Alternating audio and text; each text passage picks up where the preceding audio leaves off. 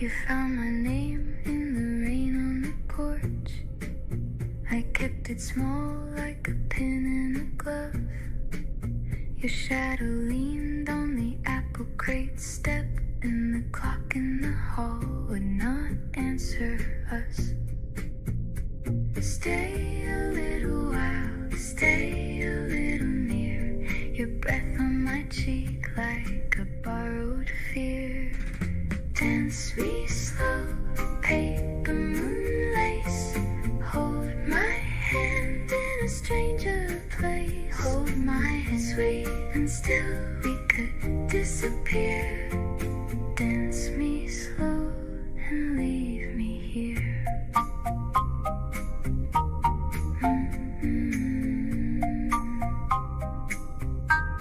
Your collar was white, but your eyes were old, like a key in a jar with a secret hold.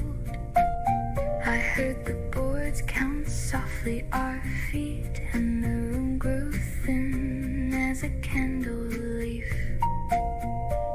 Stay a little while, stay a little near. Your breath on my cheek like a borrowed fear. Dance me slow, paper moon lace.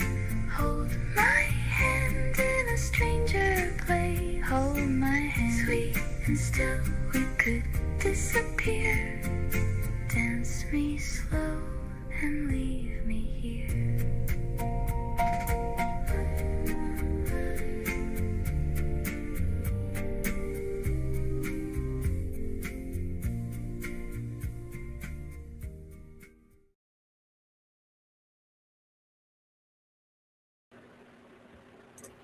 Good morning, everybody. How are you? Today's the day. It's finally here. We're going to hear closing arguments, but first we're going to hear a little. He's going to split the jury instructions. So he's going to talk about the jury. He's going to give the instructions, and then each side gets an hour to present their closing arguments. Reddington is going to go first. The Commonwealth is going to go second. I'm going to play the jury instructions at 1.25, but the closed captions will be on so that you can hear them. I really want to get to the closing arguments, but I do think the jury instructions are very, very, very important. Yesterday, after the charge conference, I should say, Mr. Reddington gave answered questions outside of the courthouse, and I know you guys want to get to everything, so I feel like I'm just going to summarize it for you. He explained what the jury is going to be allowed to consider, but I think the thing that I was left with is his description of Lindsay. He referred to her as, well, let me just get it, because I think normally I would be like, let's just get to it. But I feel like you guys need to hear this so that you can,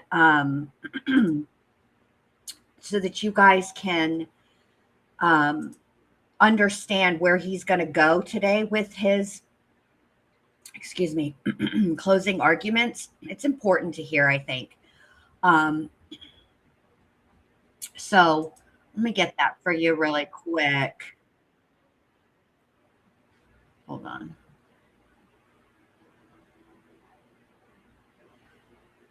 I just want you guys to hear this. I'm just going to play it all. Okay. For you guys. Give me just a second and I'll show it to you. Because I think it's important.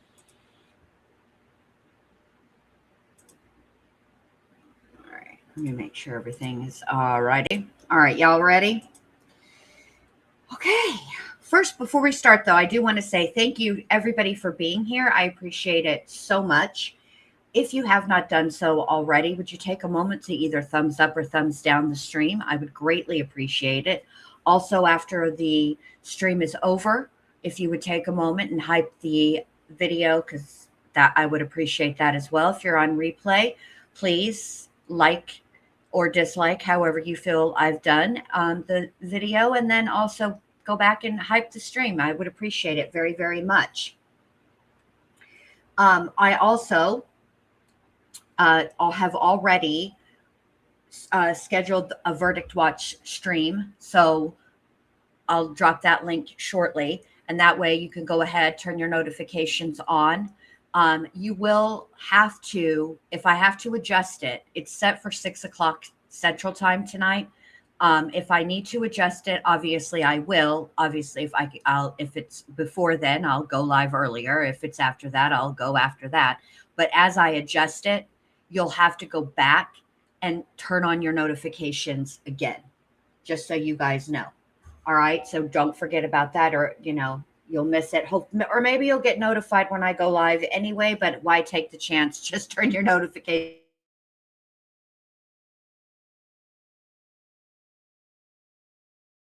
And these are his comments. It's not a long video. It's only 8 minutes and 50 seconds. We can do it. All right, Kevin, how are you feeling? Mr. Reddington, is the misdemeanor possibility now, is that a good thing for the defense? There's no misdemeanor. I'm sorry, not misdemeanor, manslaughter. I'm sorry. It gives the jury another option, and it's certainly a positive development from our point of view. Yeah.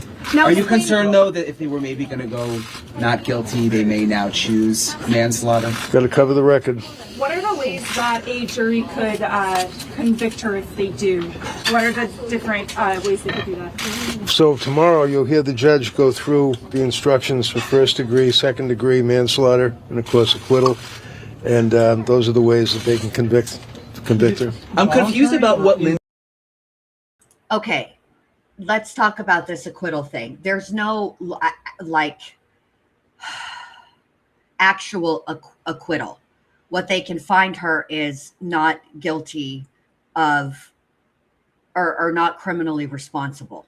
Okay, she cannot be found wholly innocent. Okay, which is an acquittal. And it's really a not guilty finding, but I don't like the term innocent, because I think innocent really, adults typically are not innocent. Children are innocent, right? So I don't really like that term in finding somebody innocent, because that's not even what the jury finds. The jury finds not guilty.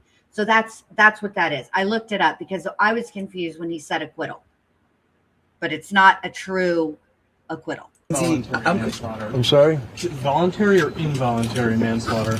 It would be manslaughter. In Massachusetts, it doesn't really make a difference. They're both the same, pretty much. You're the best thing for women's health ever. Thank you. Ever. Appreciate it. I asked you this morning, Mr. Reddington, what you hope to convey in the closing. You didn't really have an answer. No, I don't. I hope to convey that I truly, care and love. I love her. She's just such a marvelous, sweet, innocent person. She's just amazing and so strong, and just trying so hard to get up from, she's just been beat down for 3.5 years, and she feels that she's had a fair trial with the judge, and the jury's been very attentive, and all we can do is hope for the best. There's that word, innocent. The rest of the words he used in that sentence, whatever. That's a subjective opinion, right? But the innocent part, I take exception to. I think that it is dismissive in a way of what happened here. At the end of the day, regardless of how you feel, whether she was in a state of psychosis or whether she was not in a state of psychosis, at the end of the day, she strangled the life out of her 3 children with exercise bands. Okay. Strangling, anytime somebody's airway is constricted, whether that is from smothering, strangling, or drowning, that is a particularly heinous way to go. And I think that as a human being and a defense attorney, I want to make this very clear. I do enjoy and appreciate Kevin Reddington. I appreciate how hard he advocates for his client. I will not take that away from him. Do I always agree with the methods he uses? No. And he's ultra spicy today. Okay. which he should be. It's closing. It's important. But there's some more that I want you guys to hear because I am, we've talked about, and I want to make this also clear. We've talked about Patrick Clancy a lot throughout now we're on 22 days of trial. Okay. This 22nd day being closing argument. So 21 days of evidence. All right.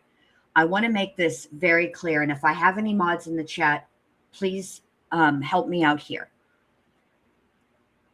Because I am morally and legally responsible for the words that are said in my chat, they're not said, typed into my chat, there will be no accusing Patrick Clancy of murdering his children. Here's why. The man is not on trial. You can have your opinion. I respect your right to have an opinion. And under any other circumstances, I would probably let you have that opinion in this chat. I've always been about freedom of speech, freedom of typing. However, Patrick Clancy is litigious. And because he's not on trial, because he's never been charged with the crime, I don't want it in my chat. Please. Okay? I would just appreciate that. I'm not trying to stifle you. I'm not trying to take away your freedom of speech. But guess what? Freedom of speech is not indicative of freedom from consequences. Okay? And guess who's going to suffer those consequences? Me. All right? So do me a favor. Please don't do it. Please don't make the mods have to time you out or remove your comment. Okay? Just don't accuse Patrick Clancy of murder. All right? Thank you. Confused about the women that support her. Do you want to say, has she said anything about women raising postpartum psychosis? She's very concerned, especially as a labor and delivery nurse. She's very concerned about women's rights, the fact that women are pretty much marginalized. I think it's readily apparent. The DSM is a joke. I couldn't get into the social implications in the trial, understandably, but if the United States would take a lesson from Europe, Belgium, England, France, Peru, a lot of these countries, they take care of their women that have psychosis, keep them with their babies. They don't rip the babies away from them and put the women in jail where we do. Did Lindsay Okay, but Lindsay's babies weren't ripped away from her, Kevin. Come on, let's be realistic here. All right? That's not what happened. She took the lives of her 3 children, and that's why she's on trial. She's not on trial simply for being in a state of psychosis, be it bipolar psychosis, postpartum psychosis, regardless of what the ultimate reason for her psychosis may or may not have been. She is not on trial for being in a state of psychosis. She's on trial because her children are dead. When she was outside on the ground, because it was confusing that the psychiatrist said that Patrick said she did. I wouldn't believe him if he said in the middle of a blizzard that it was snowing out, okay? So I don't care what the psychiatrist said. You heard that? Well, no, you didn't, unfortunately. If you were in the courtroom, you would have heard the tape. She was unable to speak. She just moaned and made grunting noises, that's all. So why would Patrick say that? How do I know? All right, at the charging conference, you were talking about the investigation, the police. Do you think that's something that you're going to bring up in the closings? It's a difficult, if you remember back to when I filed the motion for the bifurcation, I was arguing to the judge it's difficult because a defendant on a lack of criminal responsibility defense has to basically admit that he or she is guilty before you're able to do that.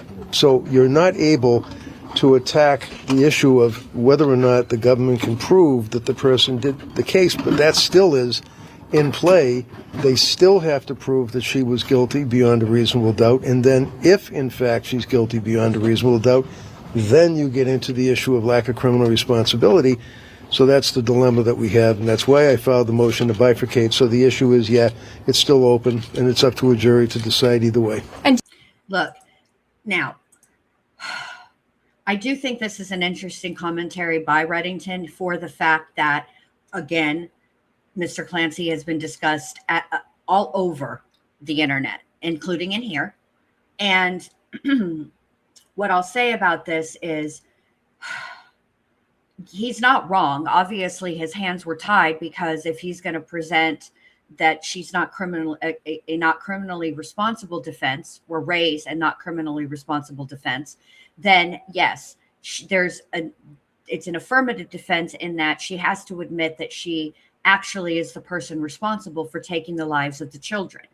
Thus, they don't really go into the investigation as such. However, the burden is still on the state to prove that she's the one that took their lives. And I might add, she's been charged with the three separate deaths. They're not all one charge. It's three separate charges, okay, for the deaths of each of the children. So yes, but again, I have to point out that this was a trial strategy. So I wonder why he chose this trial strategy over attacking the job that they did during the Massachusetts State Police did respective to the investigation, and thus raising a potential alternate suspect theory. He chose not to do that. There's a reason why. I don't know that reason. Kevin Reddington knows that reason. That's it. That's all. But it's just interesting. He had the choice. He didn't have to go this route. He chose to go this route. Do you think it's going to be tricky for them to understand the criminal responsibility of it all? I mean, we've talked about it throughout this, 5 weeks, but it is confusing for lay people. It's very confusing. I think this jury, they paid incredible attention to the trial, to the witnesses, to the judge's instructions. I'm sure they will as well. That's how the system works. Did you know that this case was can going you talk to... about manslaughter, the elements of manslaughter, just a bit, because I know we know what first degree is, and we know... Well, I'll tell you that it's interesting, the whole concept of manslaughter, a little... All right. I think we're good, right? Because he's going to talk about manslaughter, blah, blah, blah. These are just his, I want you to watch this if you're interested. And I did watch all of this, but I'll just say, let's get to what we actually came here to watch, which is the closing arguments. And let me get that for you guys. We have time. We're going to have time. They have to deliberate, right? So let's just get here and watch what we came to watch. Yeah.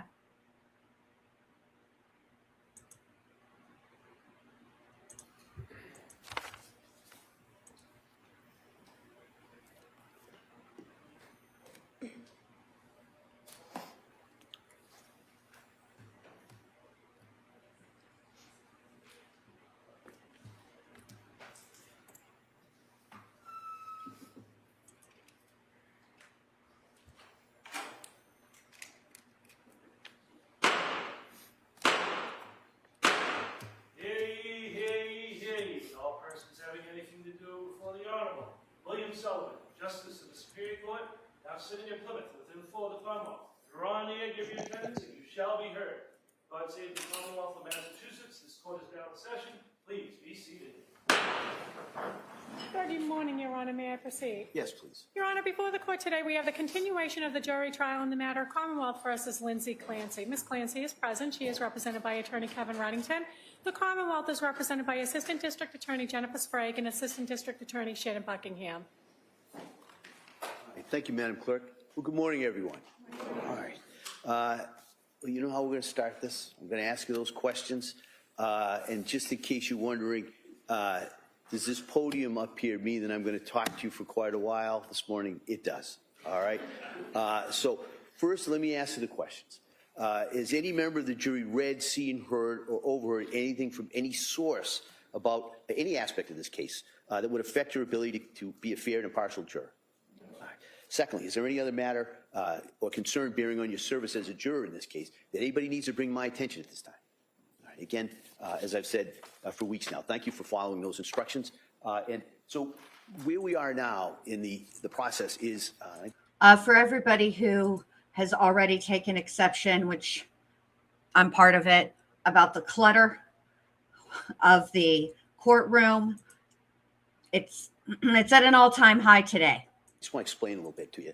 We're going to do what we call the arguments in charge. All right, and that just means I'm going to give the charge as my instructions. All right, I'm going to instruct you on the law that you are to apply in this case to the facts that you're going to find. And then the argument part is we're going to hear the closing arguments from the attorneys.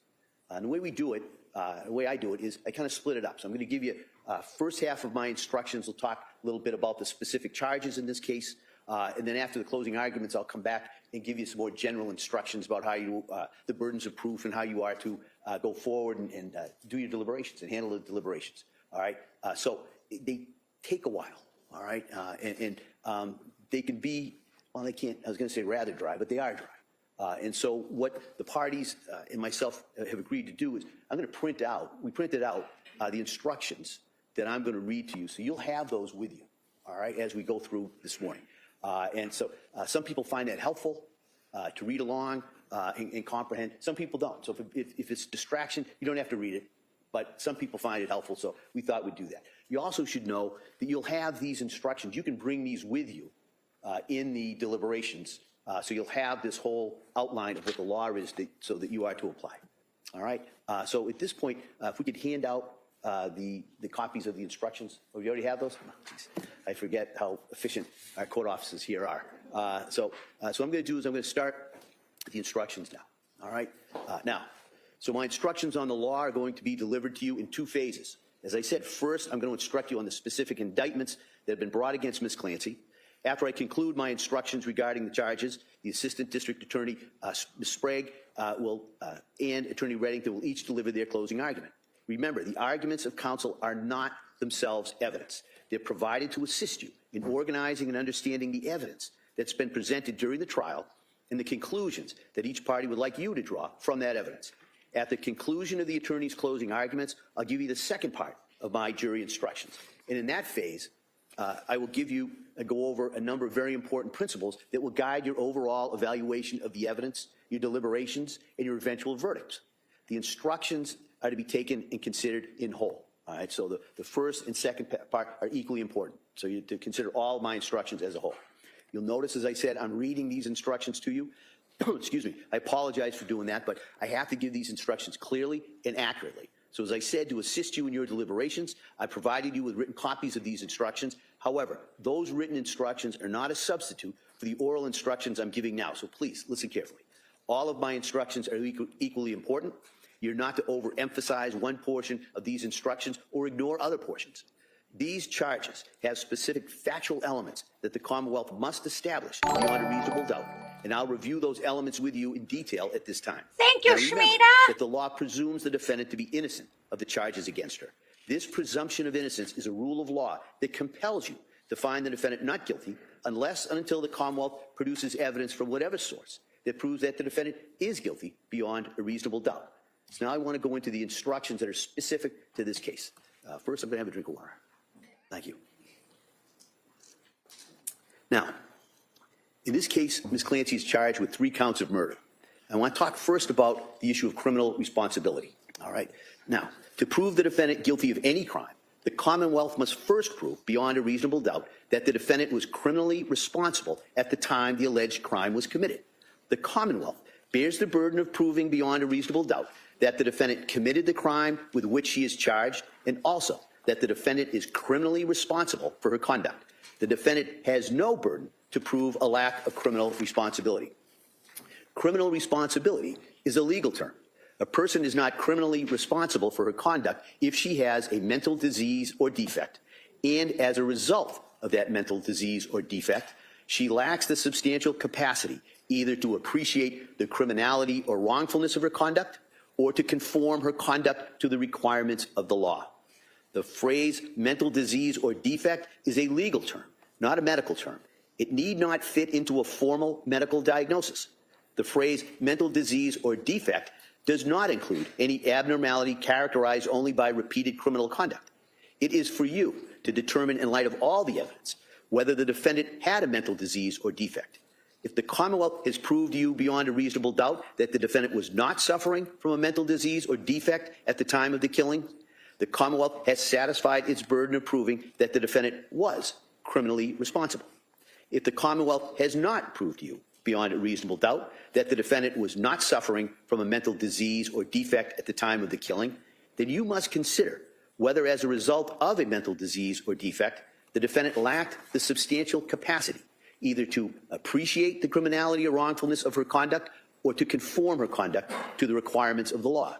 To establish that the defendant had the substantial capacity to conform her conduct to the requirements of the law, the Commonwealth must prove beyond a reasonable doubt that any mental disease or defect that may have existed did not deprive the defendant of her ability to behave as the law requires, that is, to obey the law. The word appreciate means to understand rather than merely to know. Criminality means the legal significance of conduct. Wrongfulness means the moral significance. The Commonwealth must prove that the defendant knew and understood that her conduct was illegal or that it was wrong. It's not enough for the Commonwealth to show that the defendant merely knew or was intellectually aware that her conduct was illegal or wrong. Rather, the Commonwealth must prove beyond a reasonable doubt that a mental disease or defect did not deprive the defendant of a meaningful understanding of the legal or moral significance of her conduct. The defendant must have been able to realize in some meaningful way that her conduct was illegal or wrong. In considering whether the Commonwealth has met its burden of proof, you may consider all the evidence that's been presented at this trial. You may consider the facts underlying the crime and evidence of the defendant's actions before and after the crime. You may consider the opinions of any experts who testified and give those opinions whatever weight you think they deserve. Now, in a moment, I'll instruct you on the elements of the offense that the Commonwealth alleges that the defendant has committed. Remember that the Commonwealth must prove to you beyond a reasonable doubt that the defendant was criminally responsible at the time that the crime was committed. That is, that the defendant did not lack criminal responsibility at that time.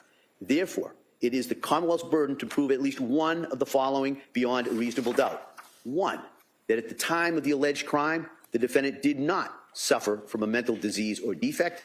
Or two, that if the defendant did suffer from a mental disease or defect, she nonetheless retained the substantial capacity to appreciate the wrongfulness or criminality of her conduct and to conform her conduct to the requirements of the law.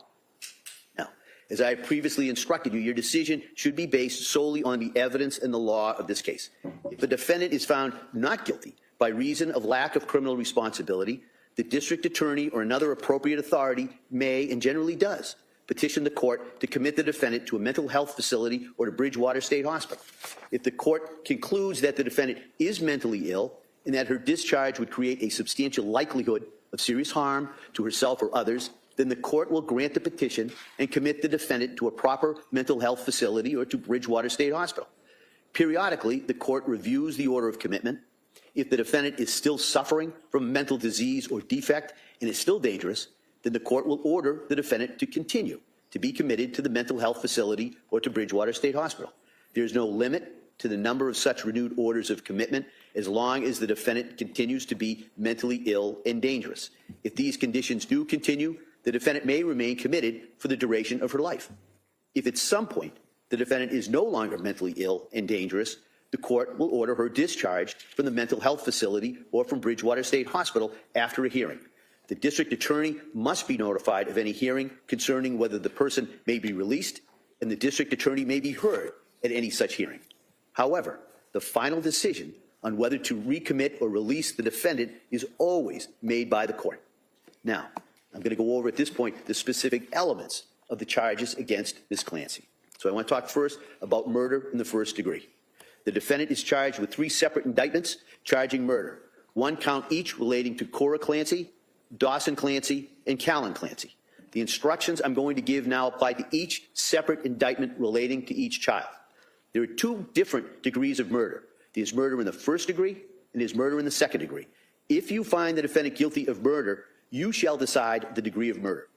The Commonwealth alleges that the defendant committed murder in the first degree on the following theories. First, that it was murder with deliberate premeditation, and then second, and or it was murder with extreme atrocity or cruelty. To find the defendant guilty on any of these theories of murder, you must be unanimous. That is, all of the deliberating jurors must agree that the Commonwealth has met its burden of proving every required element of that theory beyond a reasonable doubt. You should check the appropriate box or boxes on the verdict slip as to each theory of which you agree unanimously. And I'll go over a little bit later the verdict slip and how that is going to be handled.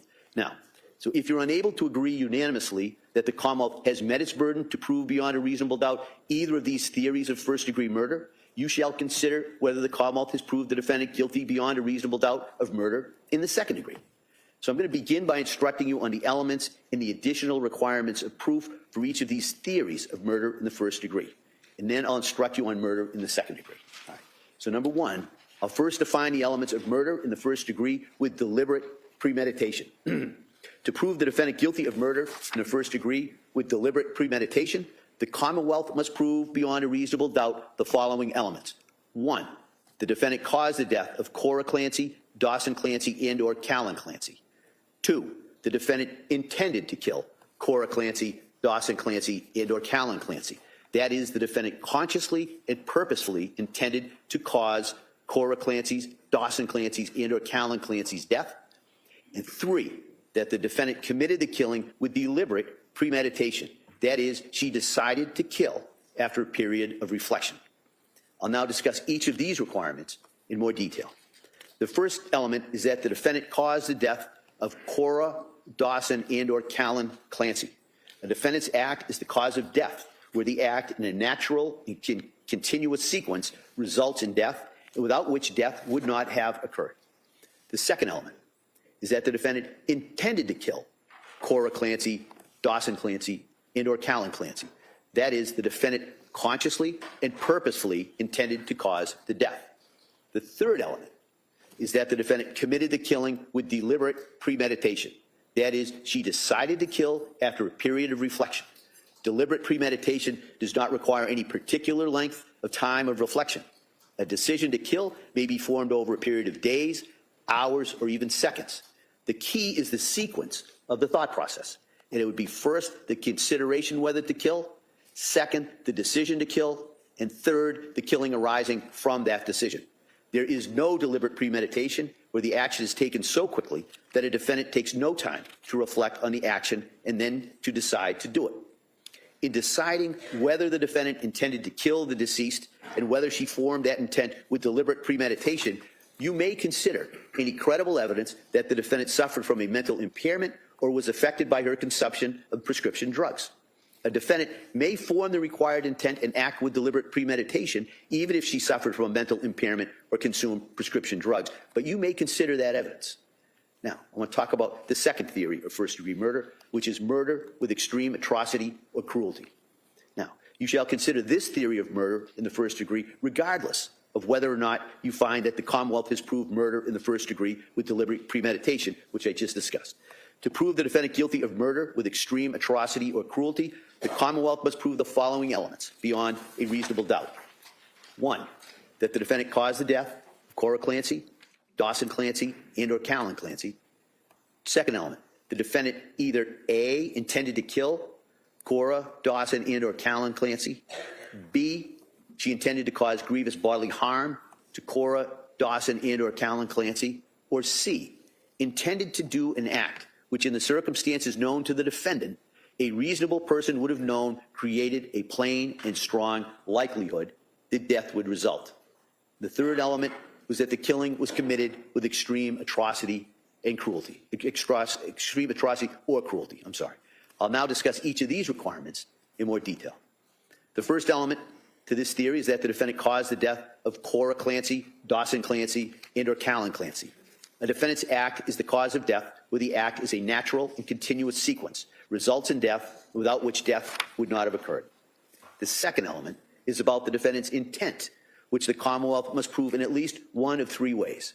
These are that the defendant A, intended to kill Cora, Dawson, and/or Callan Clancy, or B, intended to cause grievous bodily harm to Cora, Dawson, and/or Callan Clancy, or C, intended to do an act which in the circumstances known to the defendant, a reasonable person would have known created a plain and strong likelihood that death would result.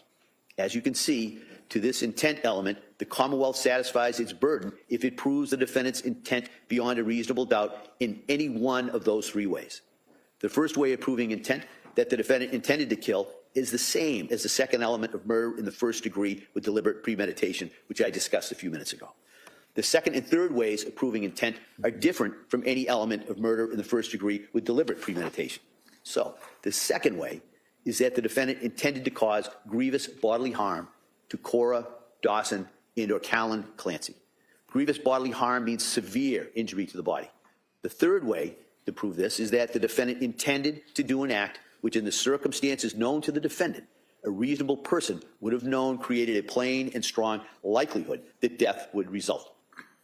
Let me help you to understand how to analyze this third way of proving the defendant's intent. You must first determine whether the defendant intended to perform the act that caused the death. So if you find that the defendant intended to perform the act, then you must determine what the defendant herself actually knew about the relevant circumstances at the time she acted. Then you must determine whether under the circumstances known to the defendant, a reasonable person would have known that the act created a plain and strong likelihood that death would result. In deciding whether the defendant intended to kill, intended to cause grievous bodily harm, or intended to do an act which in the circumstances known to the defendant, a reasonable person would have known created a plain and strong likelihood that death would result, you may consider any credible evidence that the defendant suffered from mental impairment or was affected by her consumption of prescription drugs. A defendant may have the requisite intent even if she suffered from a mental impairment or consumed drugs, but you may consider such evidence in determining whether the Commonwealth has proved this element. Now, the third element in this theory is that the killing was committed with extreme atrocity or cruelty. Extreme atrocity means an act that is extremely wicked or brutal, appalling, horrifying, or utterly revolting.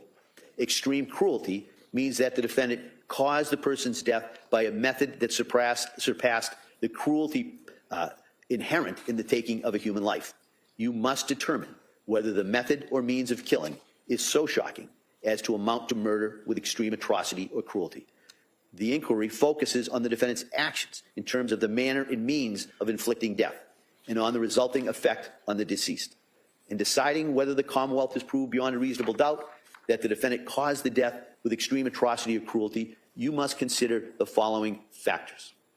1, whether the defendant was indifferent to or took pleasure in the suffering of the deceased. 2, whether the defendant's method or means of killing was reasonably likely to substantially increase or prolong the conscious suffering of the deceased. Or 3, whether the means used by the defendant were excessive and out of proportion to what would be needed to kill a person. In considering whether the means used by the defendant were excessive and out of proportion to what would be needed to kill a person, you may consider A, the extent of the injuries to the deceased, B, the number of blows delivered, C, the manner, degree, and severity of the force used, and D, the nature of the weapon, instrument, or method used. You cannot make a finding of extreme atrocity or cruelty unless it is based on one or more of the factors that I just listed. You may consider the defendant's mental condition at the time of the killing, including any credible evidence of mental impairment or the effect on the defendant of her consumption of prescription drugs in determining whether the Commonwealth has proved beyond a reasonable doubt that the defendant committed the killings with extreme atrocity or cruelty. A defendant may have committed the killing with extreme atrocity or cruelty even if she suffered from a mental impairment or consumed prescription drugs, but you may consider such evidence in determining whether the Commonwealth has proved this element. Now I want to talk about murder in the second degree. In order to prove murder in the second degree, the Commonwealth must prove the following elements. 1, that the defendant caused the death of Cora Clancy, Dawson Clancy, and or Callan Clancy. 2, that the defendant A, intended to kill Cora Clancy, Dawson Clancy, and or Callan Clancy, or B, intended to cause grievous bodily harm to Cora Clancy, Dawson Clancy, and or Callan Clancy, or C, intended to do an act which in the circumstances known to the defendant, a reasonable person would have known created a plain and strong likelihood that death would result. The requirements of proof for murder in the second degree are the same as for murder in the first degree with extreme atrocity or cruelty, but without the element that the killing was committed with extreme atrocity. All right? And I discussed those elements earlier when I discussed the charge or the theory of first-degree murder committed with extreme atrocity or cruelty. So they're listed in that other section. All right. Now, I want to talk about manslaughter. If you find that the Commonwealth has not proven the charges of first-degree or second-degree murder, you shall consider the lesser offense of manslaughter. Now, manslaughter is an unlawful killing unintentionally caused by wanton or reckless conduct. Wanton or reckless conduct is intentional conduct that creates a high degree of likelihood that substantial harm will result to another person. An omission or failure to act may constitute wanton or reckless conduct only where the defendant has a duty to act. To prove that the defendant is guilty of manslaughter because of wanton or reckless conduct, the Commonwealth must prove the following elements beyond a reasonable doubt. 1, that the defendant caused the death of Cora, Dawson, and or Callan Clancy. 2, that the defendant intended the conduct that caused the death of Cora, Dawson, and or Callan Clancy. And 3, that the defendant's conduct was wanton or reckless. I'll now discuss each element in more detail. The first element is that the defendant caused the death of Cora, Dawson, and or Callan Clancy. As I've said before, the defendant's act was the cause of death, where the act in a natural and continuous sequence results in death, and without which death would not have occurred. The second element is that the defendant intended the conduct that caused the death. The Commonwealth is not required to prove that the defendant intended to cause the death. And the third element is that the defendant's conduct was wanton or reckless. Wanton or reckless conduct is conduct that creates, a high degree of likelihood that substantial harm will result to another. It is conduct involving a grave risk of harm to another that a person undertakes with indifference to or disregard the consequences of such conduct. If the defendant realized the grave risk created by her conduct, her subsequent act amounts to wanton or reckless conduct, whether or not a reasonable person would have realized the risk of grave danger. Even if the defendant did not realize the grave risk of harm to another, however, the act constitutes wanton or reckless conduct if a reasonable person, knowing what the defendant knew, would have realized that the act posed a risk of grave danger to another. It is not enough for the Commonwealth to prove the defendant acted negligently, that is, in a manner that reasonably careful persons would not have acted. The Commonwealth must prove that the defendant's actions went beyond negligence and amounted to wanton or reckless conduct, as I define that term. So in deciding whether the defendant knew or should have known her conduct created a high degree of likelihood that substantial harm would result to another, you may consider any credible evidence that the defendant suffered from a mental impairment or was affected by her consumption of prescription drugs. A defendant may have the requisite knowledge even if she suffered from a mental impairment or consumed prescription drugs, but you may consider such evidence in determining whether the Commonwealth has proved this element. All right. So that's my instructions on the specific elements of the charges in this case. So at this point, I'm going to ask the attorneys to deliver their closing arguments. I just want to remind you, as important as they are, the closing arguments are not evidence. All right, and I'll go over that a little bit later, but I just wanted to remind you that. Okay, so the jury can decide not criminally responsible, first degree, second degree, and manslaughter. I think that should they find her criminally responsible, I don't think manslaughter is going to be an option for them. I think that if they find her criminally responsible, I think I've changed my mind now. If they find her criminally responsible, I think it's going to be between first and second degree. So after we go through the closing arguments, I'll come back and give you the balance of my instructions on the law. All right. And so, counsel?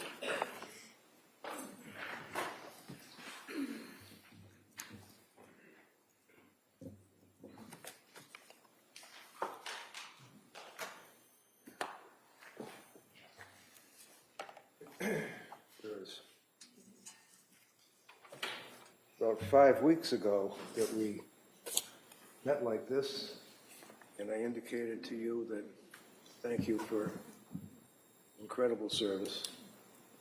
And all of us mean that sincerely. You took literally more than a month out of your lives and sat here attentively, incredible, through some of the toughest, most gut-wrenching things that any person can be subjected to. And I indicated that, sadly, jurors carry this trauma with them for years. And the service that you have performed, I have never seen before. You have listened to evidence. You have been fair. You have been objective.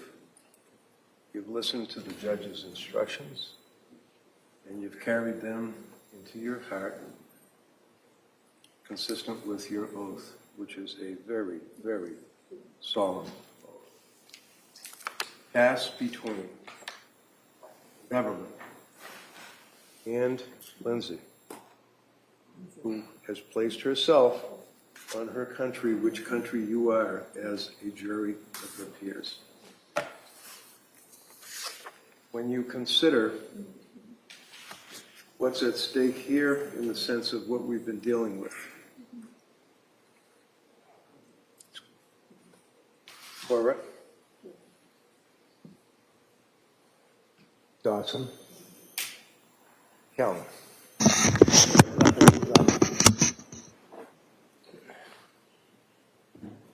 She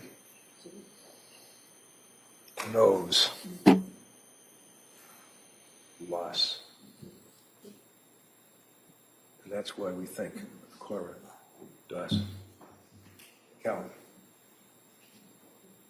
For a minute.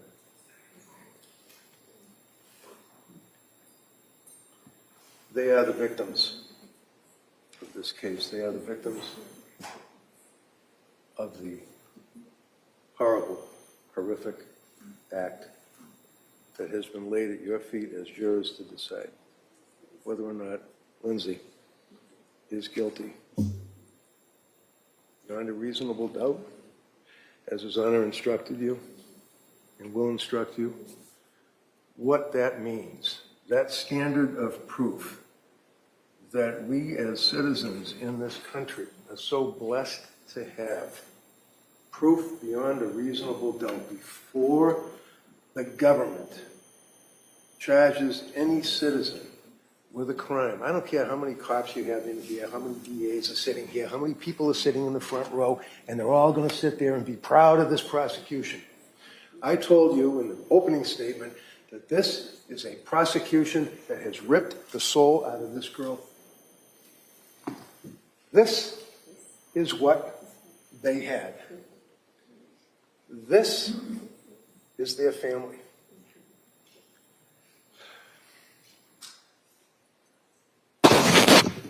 How does this turn into this? How? Because of the damn medicine and the lousy medical care that she got. You can troop as many paid experts as you want to come in here and tell the jury, oh, well, she didn't say that she heard voices inside her head. She said she heard voices from outside her head. She said she was making chicken McNuggets. There was a bowl on the sofa. She wasn't making chicken McNuggets. She said something. As I think and I muse and I try real hard to tell you what my opinion is, that this woman was acting in her right mind when these children were killed. So, when you consider the evidence in this case, you consider the person who is in front of you, who is the defendant, as the government refers to her, and as His Honor will than likely tell you, even though a person is a defendant in our system of justice, you don't have to defend against anything. The government has the burden of proof. When the DA decides to charge someone with a crime, he has the burden of proof. His assistants have the burden of proof to prove, number one, that Lindsay is guilty of this offense beyond a reasonable doubt, and then prove, number two, that Lindsay, at the time, killed her children, was not suffering from a mental disease or defect that caused her to have a lack of substantial capacity to appreciate, to know, to realize that what was being done while she was in a psychosis. But we'll laugh about that. It's just another woman. I guess it's just going to make an excuse. She's depressed. GAD, general anxiety. Give her a couple of pills, she'll be all right. You know from looking at the objective evidence in this case, this young lady, believe me, I don't have many clients like that. This young lady did nothing wrong in her life. She was a nurse, a daughter, a wife, and a darn good mother. You can see from the objective evidence. You can see, and you'll have all the exhibits for you to look at. And you can see by looking at these photographs, which you will have in the jury room. You can see the Facebook postings. You can see what she indicates about, for example, I just randomly grabbed this one. A son, my prince,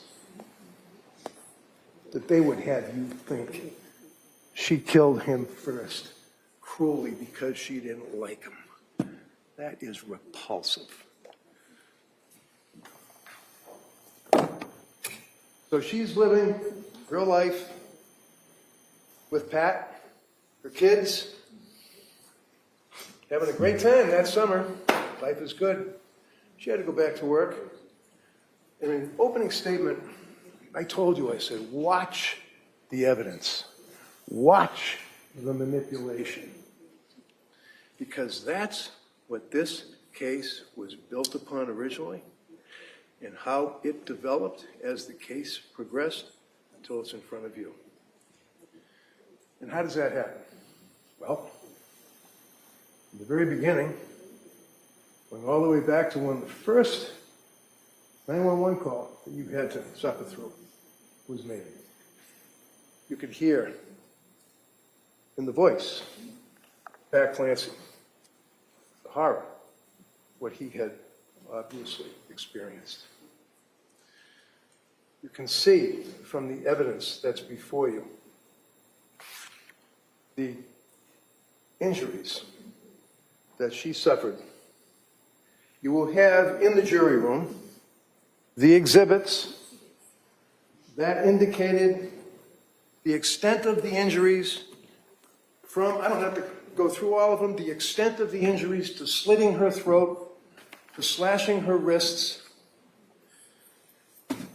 throwing herself out a window, blood all over the bedroom floor, window open, screen slashed. Oh no, the screen wasn't slashed, my bad. That's what she thought. It's called a delusion. She was in a psychosis when she thought that. Probably right here, sitting here, believes that she slashed the screen. She didn't. It's objective evidence. And why did we spend almost a week showing you the extent and the severity of that suicide attempt? The reason that we had to do that is because they were arguing that it was a fake suicide. Dinky little cuts, no bleeding. She didn't mean to kill herself. She's going to throw herself out the window, I guess, and slide down the house. Remember that one hanging off of the window? Sliding down the house, and Lindsay screwed up. And she hurt herself bad. You know that's not what happened. You know that she made, the testimony of Dr. Velkovich, that she made a very, very significant suicide effort, slashing her wrist, slitting her throat. And isn't it interesting when you consider objective evidence? Googling slitting a throat. Googling suicide. Googling drugs. Googling side effects. Googling ketamine treatments. Googling all of these drugs. Googling the effects of Tufts medications. Lorazepam, sertraline, hydroxyzine, lorazepam, buspirone, trazodone, fluoxetine, zolpidem, murdazine, clonazepam, quetiapine, diazepam, quetiapine. It goes on and on and on and on and on. You have the chat, you have the descriptions to see. And obviously, she wasn't consuming all of these at the same time, because one thing this kid did was try to do what she was supposed to do. She took the drugs as she was told to take them. She was religious in her obligations to take care of her health. She went to Dr. Tufts when she was a young lady living in a house with her husband and her babies, respected nurse, wife, friend, mother. Should have kept drinking, huh? That was a big deal, wasn't it? Remember that? We're just going to assassinate this young lady in every which way we can. Remember that evidence? I was concerned. She was drinking 5 drinks a day. She was worried about, you heard the evidence up to 2019. What are they talking about?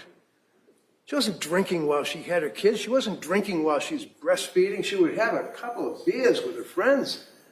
That's bad. Put that over in the bad pile. Right here. We spent all that time showing through Dr. Laposada's testimony that this was a legitimate, dreadful, horrific suicide attempt. You think about this beautiful young girl throwing herself out a window. That's a quarter. I don't know if you ever played pool. I challenge you to tell this jury why we spent a week showing that she committed, your witnesses. Counsel, address the jury, please. Said, their witnesses, serious suicide attempt. Remember that? Tried to kill herself. So now they'll back off on that, and they'll agree. A serious suicide attempt. That's why I say, watch the evidence.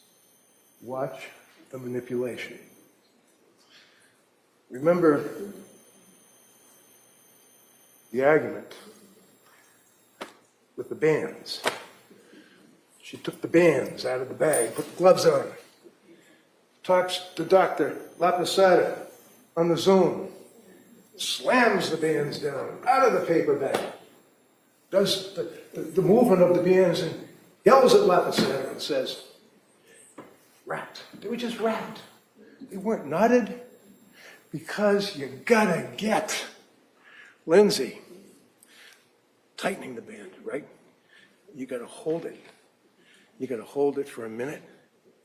You gotta hold it for 2 minutes, 3 minutes, 4 minutes. That's why she needed the bands not knotted. And then she said, it's like this. And they sprang open. Remember that? Dr. Laposada said, yeah, I saw what you did. And she walked away like if the glove won't fit moment. Quarter number 2. What did Patrick Clancy testify to? You heard his testimony. He indicated clearly, unequivocally, they were knotted around the necks of those children to the point where he had to struggle. And it's your memory, not mine. If I say something you don't recall, forget it. It's what you remember the evidence to be.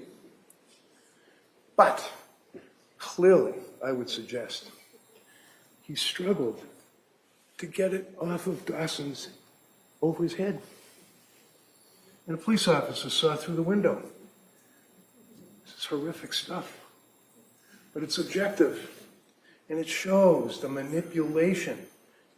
This government, this prosecution is a mess.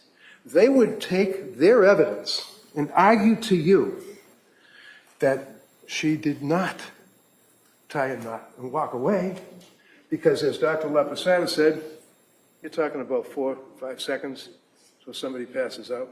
No, they got to have the 4 minutes. And that's not what the evidence shows, is it? So, as we move on, Lindsay's in the hospital. And this whole thing about conversations, and she's talking to people, and the kids are in the basement. Her throat was crushed. You heard the 911 team. You draw the inference, whether or not there's a conversation about where the children are. I tried to kill myself, the kids are in the basement, all that. You determine whether or not that was something that could be discerned. And the police investigation, because as His Honor indicates, there were two things here. Number one, proof beyond a reasonable doubt that she's guilty. And number two, proof beyond a reasonable doubt that she was not suffering from a disease or defect, as His Honor instructed you at the time of these killings. Those are the two things they have to prove. And when the police charge somebody with a criminal offense, they have an obligation to investigate. Now, at the end of the day, when you're talking about, well, we've got the charges are before the court, you can sit there in the court, you can feel proud of yourself. Did you do a good investigation? Do you even know what this, you'll see the photograph of the cup and the powder. What is it? They don't even analyze it. Did they take pictures? Did they analyze? Did they test the blood? Did they? Lousy investigation of this. Well, that's okay because she was guilty, and they put her in the hospital, and she's the evil woman that killed the 3 innocent kids, and they're going to stand there while she's chained to the bed, paralyzed. You heard testimony from Dr. Zeisel. They weren't little fluffy cuffs that were securing her to the bed. They were handcuffs, not the medical treatment. Medical treatment would be, like restraints, so you don't do whatever, pull lines out and things. We're talking about when the big men were in there with their guns and their badges and they're sitting outside the door, and they're going to make sure that Lindsay Clancy, paralyzed, chained to the bed, doesn't get up and run away from the hospital, I guess. And they just have to suffer their way through. I guess I worked 8 hours. I had another shift I had to work that night. This is the treatment. And what's important about that is what kind of treatment did this young lady get from the healthcare providers? You remember Meg Collins? She came in this court. Meg, you might remember. Tall woman. Short blonde hair, squared away. Unbelievable. Unbelievable. She was not only a nurse taking care of her in the hospital, she advocated for her. She stood up for her patient. She protected her. During the pandemic, you know that Meg Collins was in that emergency room when half of us were hiding at home behind our computers, hoping that we're not going to die in a week, drinking our Chardonnay at 11 o'clock in the morning. Meg Collins was in a hospital, treating people and advocating for them. That's an example of what nursing is all about. Not having attitude, not treating somebody like they're to be disdained. And what's even worse, she comes out of a coma. She is intubated. She has had major surgery of her broken, crushed spine, vertebrae, rib, thyroid. Massive, not my words, medical records, massive testimony, blood transfusion for the blood loss. And when someone, you heard evidence, comes out of surgery, they're delusional. You've had anesthesia.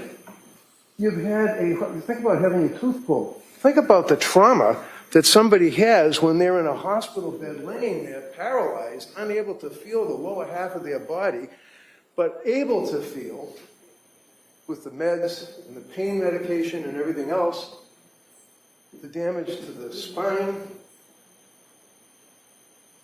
And then the hospital has a meeting. Remember the other doctor, I think it was Dr. Shah, the Indian woman? Wicked impressive. She was amazing. She had the facts. She was able to tell you exactly what she observed. She was able to tell you what they were doing to treat Lindsay. She treated her like a human being. She was a damn good doctor. Came in here and told you all of her observations about her and told you one of the things that ultimately that they were concerned about is they had to have this big confabulation about, we're going to take her off the, the healthcare process. They had to have lawyers. They had to have people there. They had to have her signing documents. They had to determine whether or not she was going to be signing something to have her parents take over because Pat was not going to be responsible for her care. Lawyers, cops, handcuffs. Do I need a lawyer? Write that down. Where are you? You're out there somewhere. Write that down. Boy, she wanted a lawyer. That's a bad thing. Must be guilty. Let's put that in the guilty pile. That's why she said that, in a delirious state, dealing with all of these people about that issue. But what's even more nefarious, you think about it, as I said, your eye on the ball because of the manipulation. Paul Zeisel, big deal. I'm friends with the guy. You heard evidence that I called him. I was with Pat a night or two after this incident in the bedroom with all the blood. I was with Pat taking evidence that the police didn't even see in their thorough investigation. And I was able, as you know now, certainly, to grab this. Why wouldn't the police have grabbed this? They're all empty. You can see when they were prescribed. You can see what they are. You can see what she took. You read the testimony. It's tough to take a handful of pills. Remember the guy saying that yesterday? Tough to take a handful of pills. Well, no. They were crushed. Oh, shit, they were crushed. Okay. Where's the residue? Where's the crusher? Where's anything? Doesn't matter. Doesn't matter. Great investigation, guys. So you have a situation where they leave this behind. They don't even look at it. One of them, and again, your memory, not mine, one of them testifies, well, they might have looked at it and saw it and just didn't seize it. Seriously? They go down to the kitchen, they seized every pill bottle that was in the cabinet, along with the books. And speaking of books, one of the things that they found, smoking gun. Good moms have scary thoughts. Hallelujah. Put that in the guilty pile. We're going to put this in a plastic bag. We're going to show it to a jury so they know that this young lady had scary thoughts. Turns out that Jolada gave it to her. So you have this evidence. You have evidence of sleep aids. You have evidence in the bag, because obviously this stuff was just thrown in there. It wasn't in a bag when I saw it inside this thing here, and we seized it, and we held it for 3.5 years. Anybody care about it? No. You had evidence that the police knew that I had it. They could have it, they could look at it, they could analyze it, do whatever they wanted. They didn't have to. This here, you heard evidence. This is a little wish jar that they bought on their honeymoon in Hawaii many years prior to even having kids. And when you look inside it, you see that there's all sorts of little folded up pieces of paper. Some of them are dated, some of them aren't. They go all the way back to 2017, 2018, 20. And they reference her wishes to have healthy kids, her wishes for her kids to be successful, her wishes to have a good birth, second time around, hoping for a good birth, worrying about the child with the, what do you call it, I forget, where they rub the thing like. This woman lived for her kids until she had the pleasure running into Dr. Tufts of her 2 months experience. And after she ran into Dr. Tufts, it was not a wonderful life anymore. And what did Dr. Tufts do? And everybody laughs at me. I said the television. Okay, I know it's a telemedical thing on your telephone or on a Zoom. Take more pills. You have the medical records. You heard the testimony. You know her concerns. You know her fears. Does this seem like a young lady that didn't care and wanted to score more drugs off somebody? That's another repulsive allegation. I think the evidence is pretty clear. There's no basis for that at all. She was scared. September into October of 22, young, vibrant, hardworking, you've heard all this, not my words, witnesses' words, holding goals for herself. Hardworking nurse, hardworking mother, would take the kids to the Kingsbury Club. That's another thing. Sounds pretty snooty, doesn't it? Oh, they're at the Kingsbury Club. It's a swimming pool and a place where you can exercise. Watch the manipulation. Because now you've got a situation where you've got manipulation with the Kingsbury Club, you've got manipulation with these other items here, and you've also got manipulation of Paul Zeisel told Lindsay what to say. Say that you're hearing voices. Think about how ugly that is. Because you know, beyond a reasonable doubt, even though we don't have any proof, we have no burden. You heard from Sheila. Remember Sheila, the woman that's the reverend or whatever, she's the chaplain at the Brigham and Women's Hospital. She didn't know Lindsay from anybody that night when she came in all broken up. And she told you that she continued. She was there when Lindsay came out of, was extubated. She was there when Lindsay was going through her treatments. She was there for 8 days before Paul Zeisel even knew Lindsay existed. But they would be in here telling you that Lindsay saw the psychologist because the lawyer went and got the psychologist to go and speak to her. And then you have these guys here, the cops. They're having meetings, talking about it. They're talking about it. Must have been the shrink. Must have been the psychologist. Must have been Zeisel. He's the guy that told her what to say, and he did not. How can you ruin a man's reputation with the career that he has had and still has, thankfully, to put him in a position where he tells a broken young woman who is vilified by our society for killing her 3 children, that he goes in the hospital and tells her to say she heard voices. Disgusting. So now you know that she told Sheila first that she heard voices. Command hallucination. She didn't say command hallucination. I heard voices. It was a male voice. Told me. You had these other guys that came in. The government's rebuttal witnesses. Very, very impressive. Very, very impressive. The first 2. Mac, put him aside. You've got the other doctor as well. So Mac is, why he was freaked out when I asked him where he stayed. And the other guy looked at me like his eyes were bugging. Why did I ask where he stayed? Whatever. Point is, they don't see her for years. Years.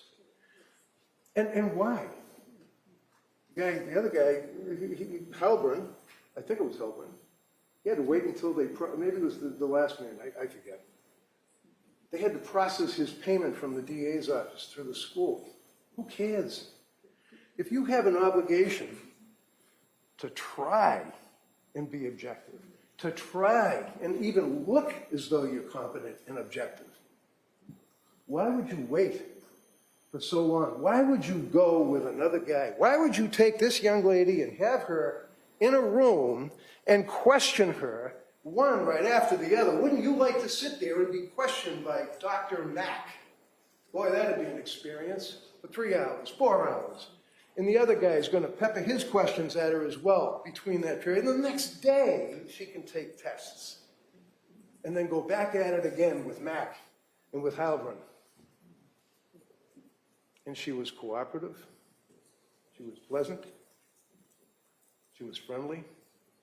She answered the questions, and she owned what she did. Huh? She never ran from anything.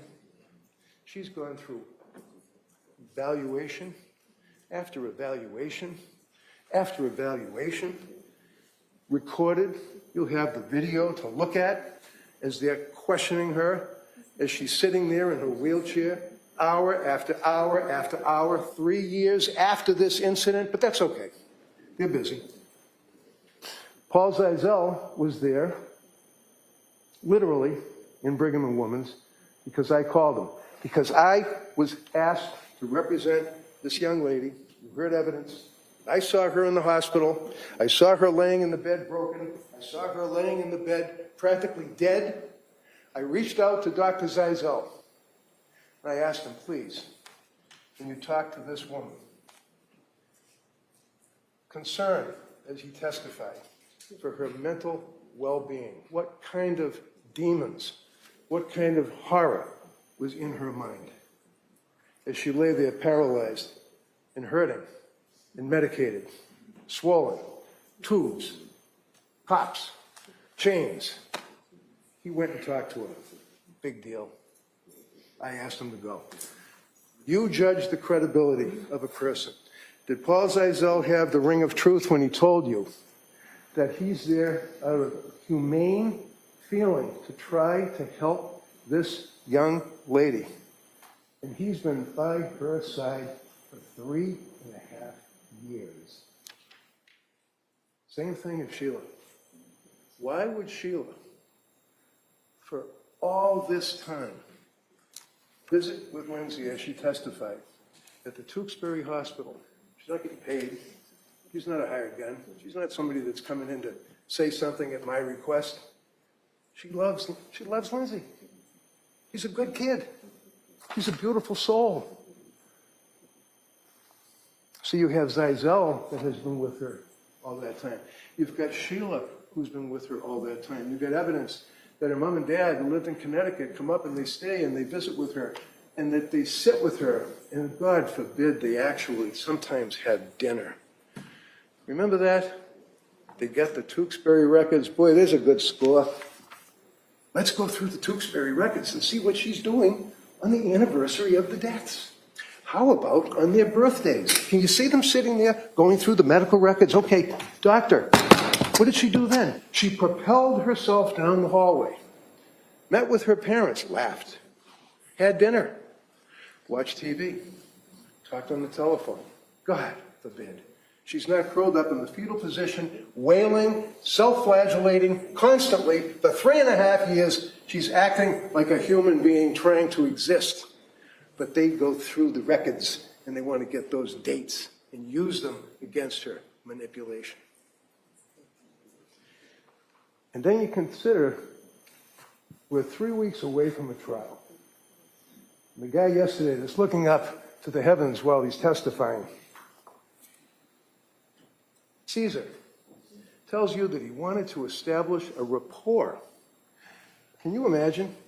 You know that you're 3 weeks away from your murder trial, and you know that this is doctor number 3 who's been hired by the government to come in and evaluate you and testify against you, and he's going to establish a rapport. There is no rapport, but yet she was cooperative, she was friendly. Interestingly enough, just like the treating doctors don't talk to each other, they don't communicate with each other, they don't have access to medical records. She signs the HIPAA forms. They don't know what her records are, but they know for sure what Dr. Resnick had in his report. They know for sure what Dr. Zeisel had in his report. They know for sure what Meg Spinelli had in her report, and they incorporate that into their report. But then you have the MMPI and the other psychological tests that were administered to her on the second day of the Mac Heilbrunn team interviewing, interrogating, questioning her. She passes the MMPI. Testimony is presented. She answered the MMPI honestly. And they're pertaining to state of mind. They're pertaining to questions about what occurred. They're questioning this young lady as to what her state of mind was then in the middle, and now. And she didn't lie. She didn't malinga. She didn't exaggerate, and more importantly, if anything, she minimizes. But she certainly was off the chart on the suicide scale. And then you have testimony from Dr. Resnick, Dr. Zeisel, Dr. Conley. And they were paid for their testimony. We're all paid, like I said, not the jury so much, but the judge, myself, Chrissy, everybody gets paid. These doctors came in and testified. Phil Resnick, the man is something out of a scary movie. He has the world record of investigating, examining, and treating people in psychosis that kill their children, filicide. He has a world-renowned record for checking fakers to see if a person is malingering. Their doctor agreed that his article on Voices is a leading article with research in the world. Their doctor agreed that he, Bill Resnick, is an expert on malingering. You heard him testify by Zoom because he had surgery. But he showed up by Zoom and testified that, again, 4 months after this incident, he met with Lindsay, he evaluated Lindsay, compared, looked at all the records, just like all the rest of them. Everyone says they looked at all the records, the police reports, grand jury minutes, everything else. He indicates clearly, in his opinion, that she was in a state of psychosis at the time of this death, times 3. Has any of the government doctors rebutted that? One of them, Halbrand, said it's possible either way. That's not proof beyond a reasonable doubt. The other one, Mac, you can accept his testimony if you wish, but I suggest that you probably won't. And then you're left with the doctor yesterday who didn't even know what killing during the course of the psychosis was. And when I was questioning him about it, he agreed. And I said, don't just agree with me. You're just agreeing with me because I said that? And he basically said, yeah. What kind of expert testimony is this? It's a mess.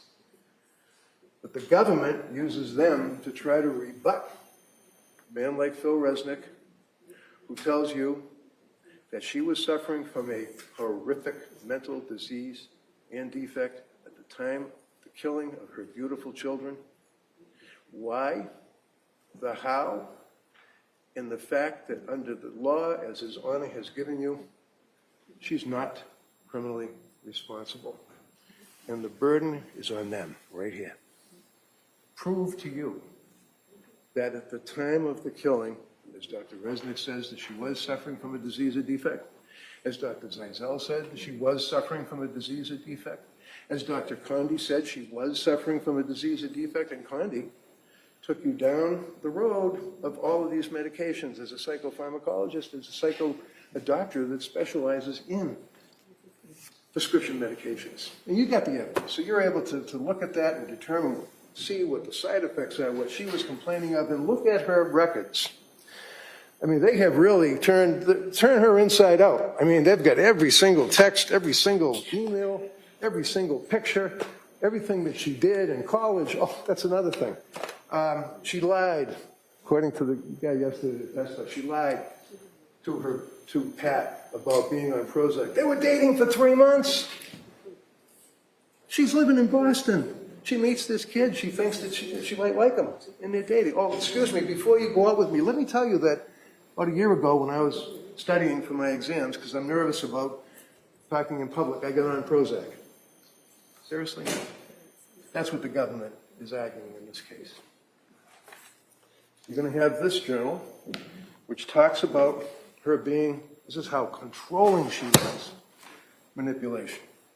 In the opening statement, you may recall that the district attorney said that she was a hard-charging, manipulating woman that was controlling, and everything in their life was controlled And she ran it to the water, to the carrots, to the beets.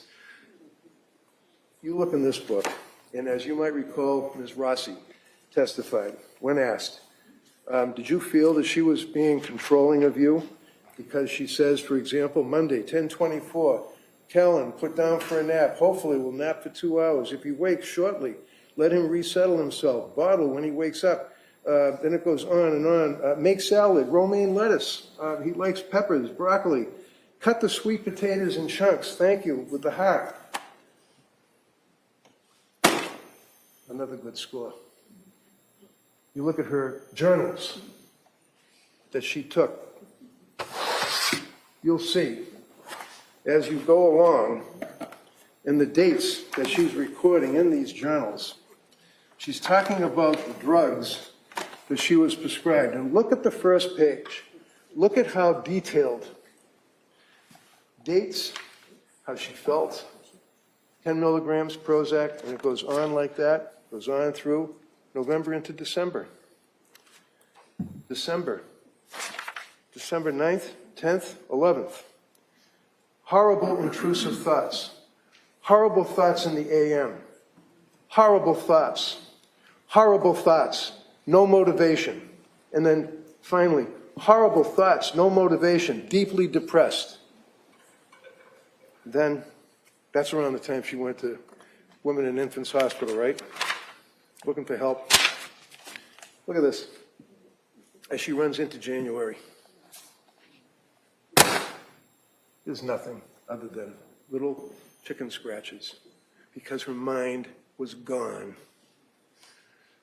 In January, as she's on these drugs and she's suffering from what you've heard is postpartum depression that can lead to postpartum psychosis, and you have these men coming in here that don't even know psychosis from schizophrenia as experts, telling you that if a woman doesn't have these symptoms, like it's a disease, symptoms of postpartum depression within 4 weeks, that's it. Lights out. You're not a person that can be considered. You're not a real person for purposes of postpartum depression and or postpartum psychosis. Well, I suggest that he's wrong. I suggest the second guy's wrong and the third guy. Well, actually, I don't even know. It's your memory. If the gentleman, Mac, even knew, I think he said 4 weeks. It can go up to a year or longer. But we don't really know because you heard the evidence. There's no evidence. There's nothing in the DSM, but that's the Bible. God forbid you should go to Europe. You should look at the World Health Organization records. You should look at the way they treat pregnant women that have problems with their children. No, we're the most advanced country in the world. But we still have doctors that come into court on a murder trial and talk about 4-week cutoff on something that they don't even know exists. They've never treated it. They've never written about it. You have terrorism experts. You have an expert that comes in and talks about his focus and his interests, and it's about juveniles and drugs, and like I said, kids that like to drink and smoke weed. Those are the experts, quote unquote, to support their burden to prove beyond a reasonable doubt that Lindsay was not suffering from a disease or defect at the time that she killed her children. You all remember this. October. This is not an evidence, it's marked for identification. It's too big, so. But basically it shows clearly and unequivocally the depths of despair that this young kid was in, trying to raise 3 kids, trying to be a wife, ready to go back to work. Did anyone say that she was just lazy or just didn't want to go back to work? That's manipulation. They're arguing. She didn't want to go back to work. She didn't want to go back to work because she didn't want to leave her kids, especially Callan, because she loved her children. They were her life. Manipulation. And when you consider the journals, I don't know, you ever watched the movie there, The Shining, with Jack Nicholson? Remember the scene when he's sitting there in a state of complete psychosis, and he's writing a book and he's typing, and the wife finds the book and opens it up and looks at it and says, all work and no play makes Jack a dull boy. All work and no play makes Jack a dull boy. Repeated after repeated after repeated. And he says, do you like it? You look at the records of her Googling drugs. You look at how many times, how many hours of the night in the afternoon she's looking this stuff up, in between taking care of the family, in between all of the stuff that was going on with visiting doctors, seeing doctors, going to Rhode Island, being told, no, we can't help you, calling a suicide hotline, we can't help you, calling another suicide hotline, we can't help you. My God, what does she have to do? She was reaching out for help, and she was not getting it. She turns herself in to McLean Hospital. You saw the doctor, nice woman. She's testifying. She didn't know. I suggest to you that she didn't know hardly anything, let alone psychosis involving a young lady like her going through what she was going through. The government bears the burden of proof beyond a reasonable doubt. They bring, for example, Ian Whiffen. The guy, you might remember him, was the guy that's, I guess he developed or helped develop Celebrate. What you got when you look at the records, you don't measure on an Apple Watch. Well, I shouldn't say Apple Watch because we know that they didn't have the Apple Watch, but on a cell phone. You don't measure going down the stairs. You measure stair climbing, right? That's what the testimony was. And there were 3 stairs that were climbed. Okay. The last record is 5:38. At 5:38 p.m., we went through that on cross. What happens to the phone? Don't know. It was on the bed. Was it dropped on the bed and it left there for 20 minutes? She could have been anywhere in the house during all that period of time, right? Right. You've got a compressed period of time that Patrick leaves to go to the restaurant to pick up the CV, and you heard the guy yesterday say, and then she sent him off to go to CVS. It's on the way.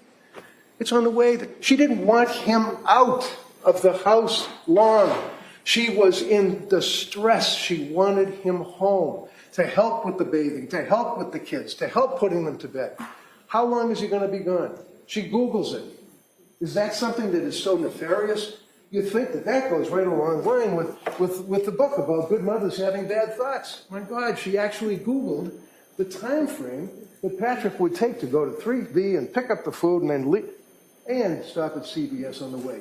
So I guess the government is suggesting she's not in a psychosis.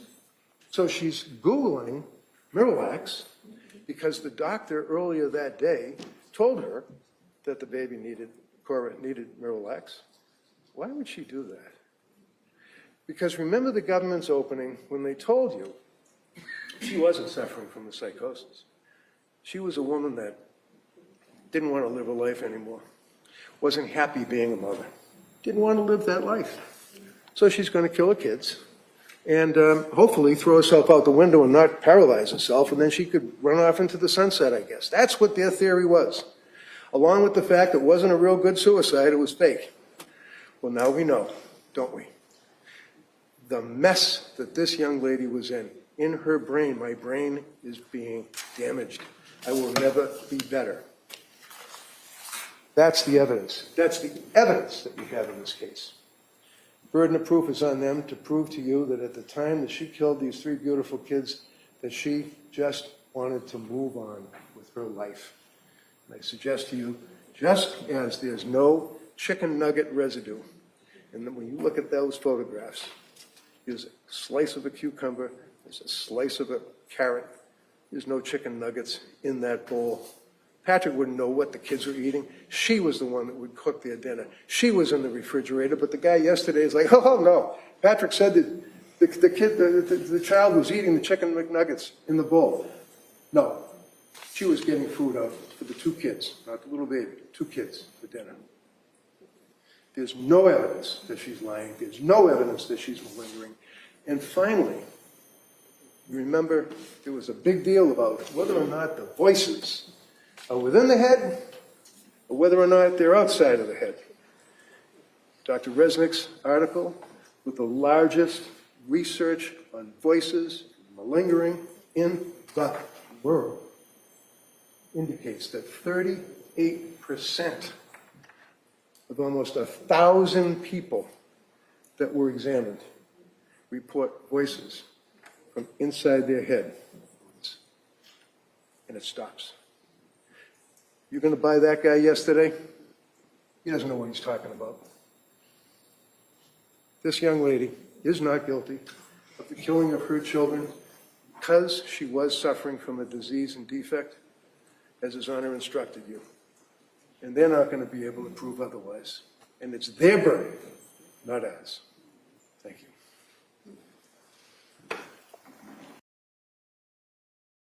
Well, all right, Red. Okay, so here are my thoughts.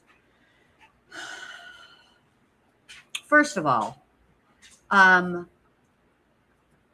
referring to her as a kid is a subjective opinion. Obviously, compared to Reddington, yeah, he probably does view her as a kid. Okay, but it's not my favorite way for him to refer to her. I think that is, it comes off really because of the circumstances. The fact that the victims in this case are her 3 children who actually were kids, whose lives were cut short at the hands of their mother.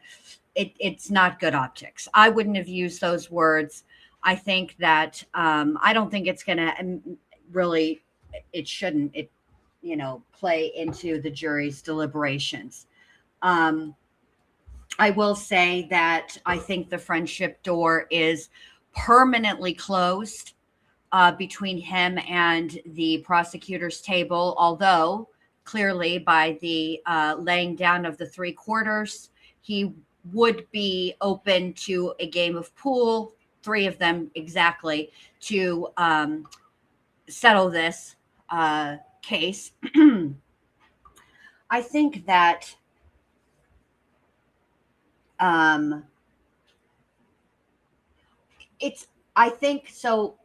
for me personally, when I talked about the Idaho 4, I referred to them as kids because to me, they are kids. They're young adults. She's in her 30s. Okay, let's be clear about this.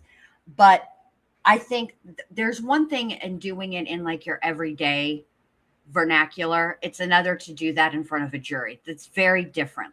Okay. So, that's why it's an issue for me. If he were just, referring to her as a kid, like in his interviews or whatever, I wouldn't, it is what it is. But in front of the jury, it takes on a little bit of a different meaning, although there shouldn't use that as, any basis of deliberating. They're supposed to be deliberating on the facts. I do take exception to the sort of misrepresentation,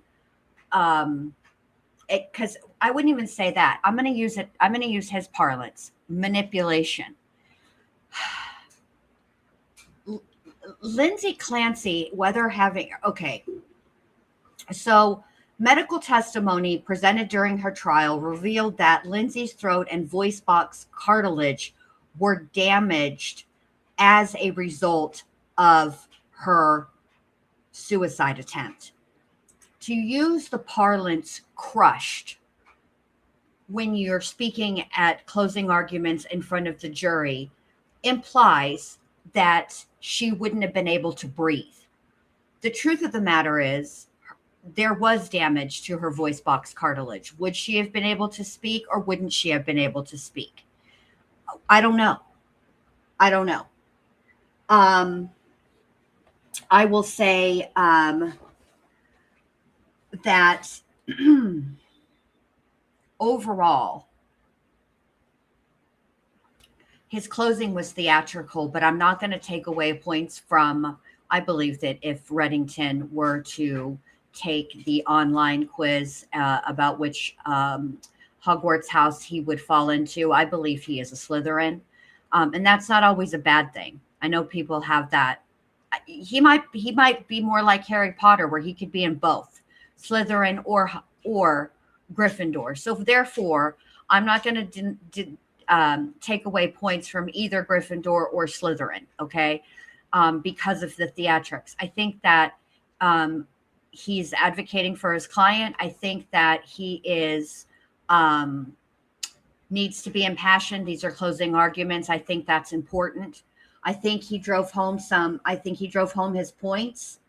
I wasn't a fan of him referring to the doctor by her ethnicity. I don't like that.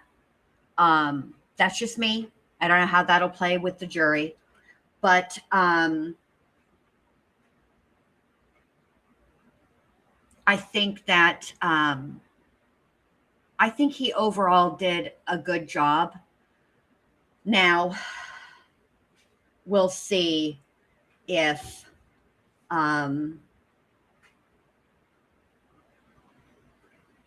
we'll see how the prosecutor does.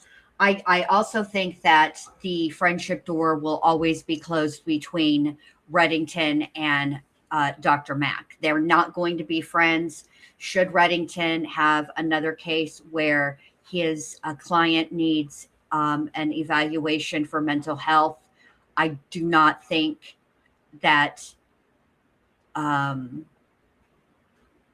he will be calling Dr. Mack at all. I don't appreciate the remarks about while the final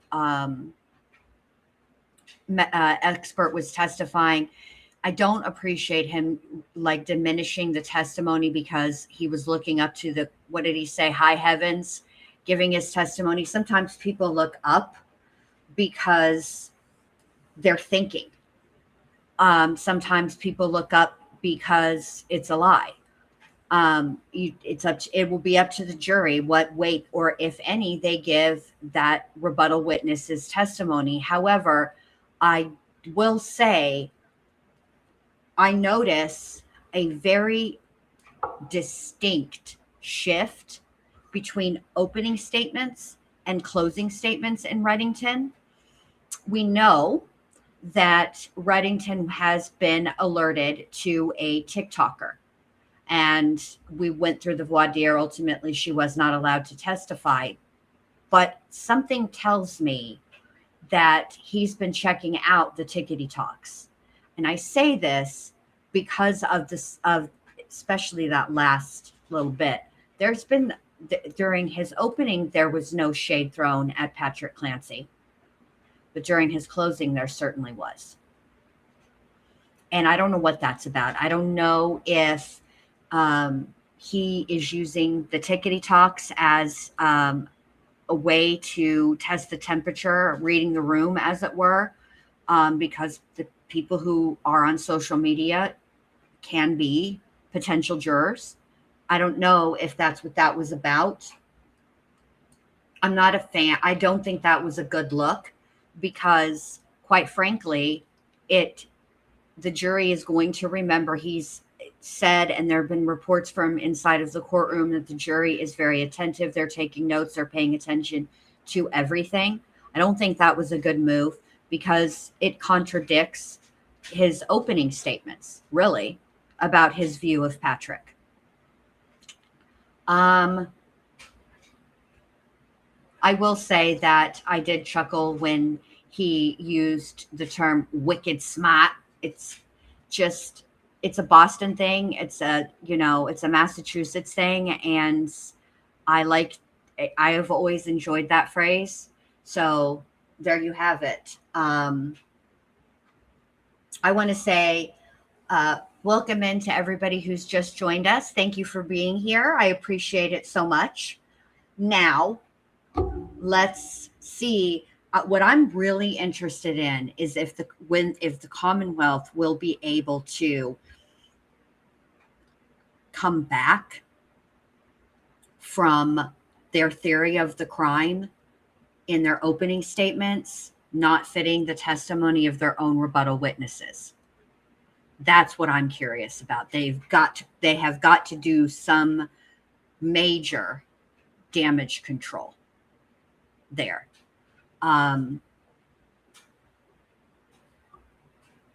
So, yikes on bikes. I will say this. I also think that Mr. Reddington is incorrect in his interpretation of what postpartum, that term, means in the DSM-5. It's not really just a set of symptoms. It's also there's also a measure of time in there. And whether or not you agree with that measure of time, personally, I do think that 4 weeks is preposterous.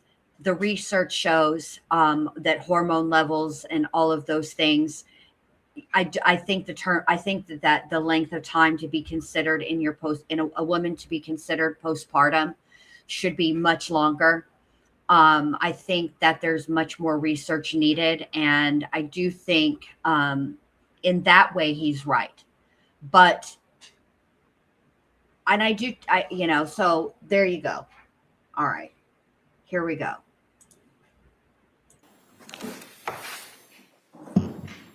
All right, Como. I forgot one thing. Mr. Reddington, RIP to every person listening to this who's wearing headphones, earbuds, or AirPods. Bro, you got to do a better job. I know you're speaking to the jury, but this is being streamed. And for the love of Pete, be considerate to the people who are watching the live stream and banging into and scraping across tables, etc. Rest in peace to all of our eardrums. You can't do anything to mine because my mom will tell you that I've always listened to every type of music at a high volume level. So whatever damage was already there, is pre-existing at this point. You didn't damage it anymore for me, but it is one of those like, oh, it hurts your ears. It's not pleasing. So there you have it.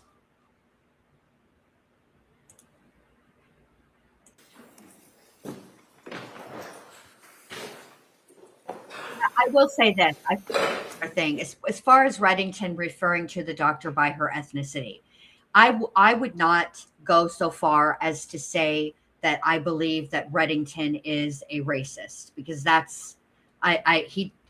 don't think that, I wouldn't go that far. But what I will say is that comment I find insensitive. I find it racial. I feel like we're in 2026.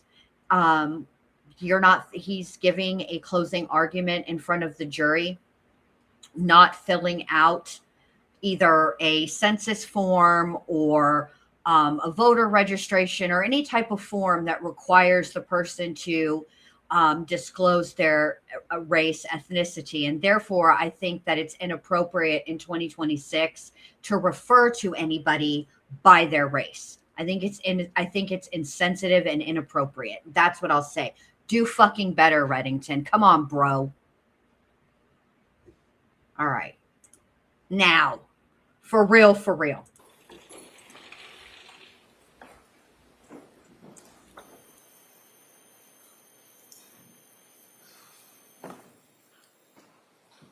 I lied. I forgot one thing.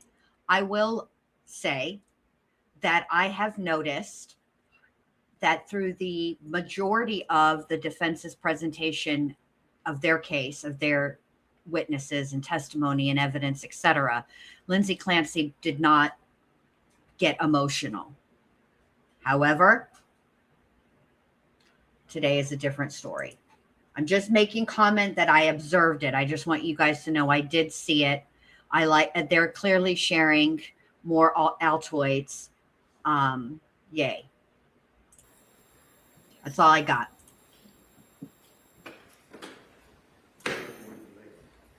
There's no dispute that Lindsay Clancy was suffering from mental illness and that she tried to kill herself.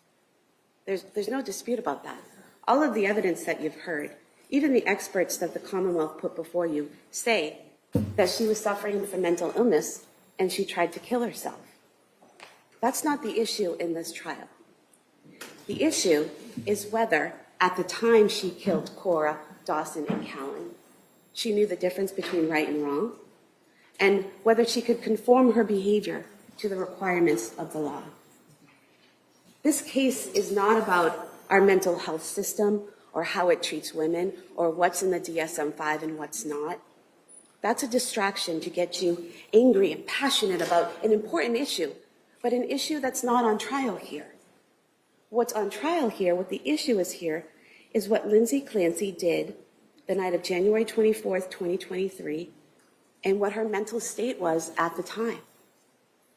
And you can use her psychological history and records, the treatment records, to look at both before and after she killed the kids, to look at how she got to that point, what her thought process was, what her motivation was. But it's not the system or the DSM or any of that that caused her to strangle her kids. In fact, she had more access to treatment and care and support than a lot of people do. She had health insurance that covered multiple doctors, multiple specialty programs, treatment at South Shore, at Mass General, her stay at McLean. She had prescription coverage to cover the different trials she went through. She had support at home. She had 18 weeks of maternity leave with the opportunity to extend that as much as she needed, which is excellent, which is what all women should have. But she had that. She had support from both sides of her family, hers and Patrick's.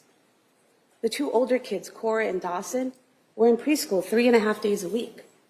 And she had the nanny, Elaine, who helped with Callan 3 mornings a week. And she also helped her with housework and with food prep. This wasn't a woman suffering from a lack of care, a lack of resources.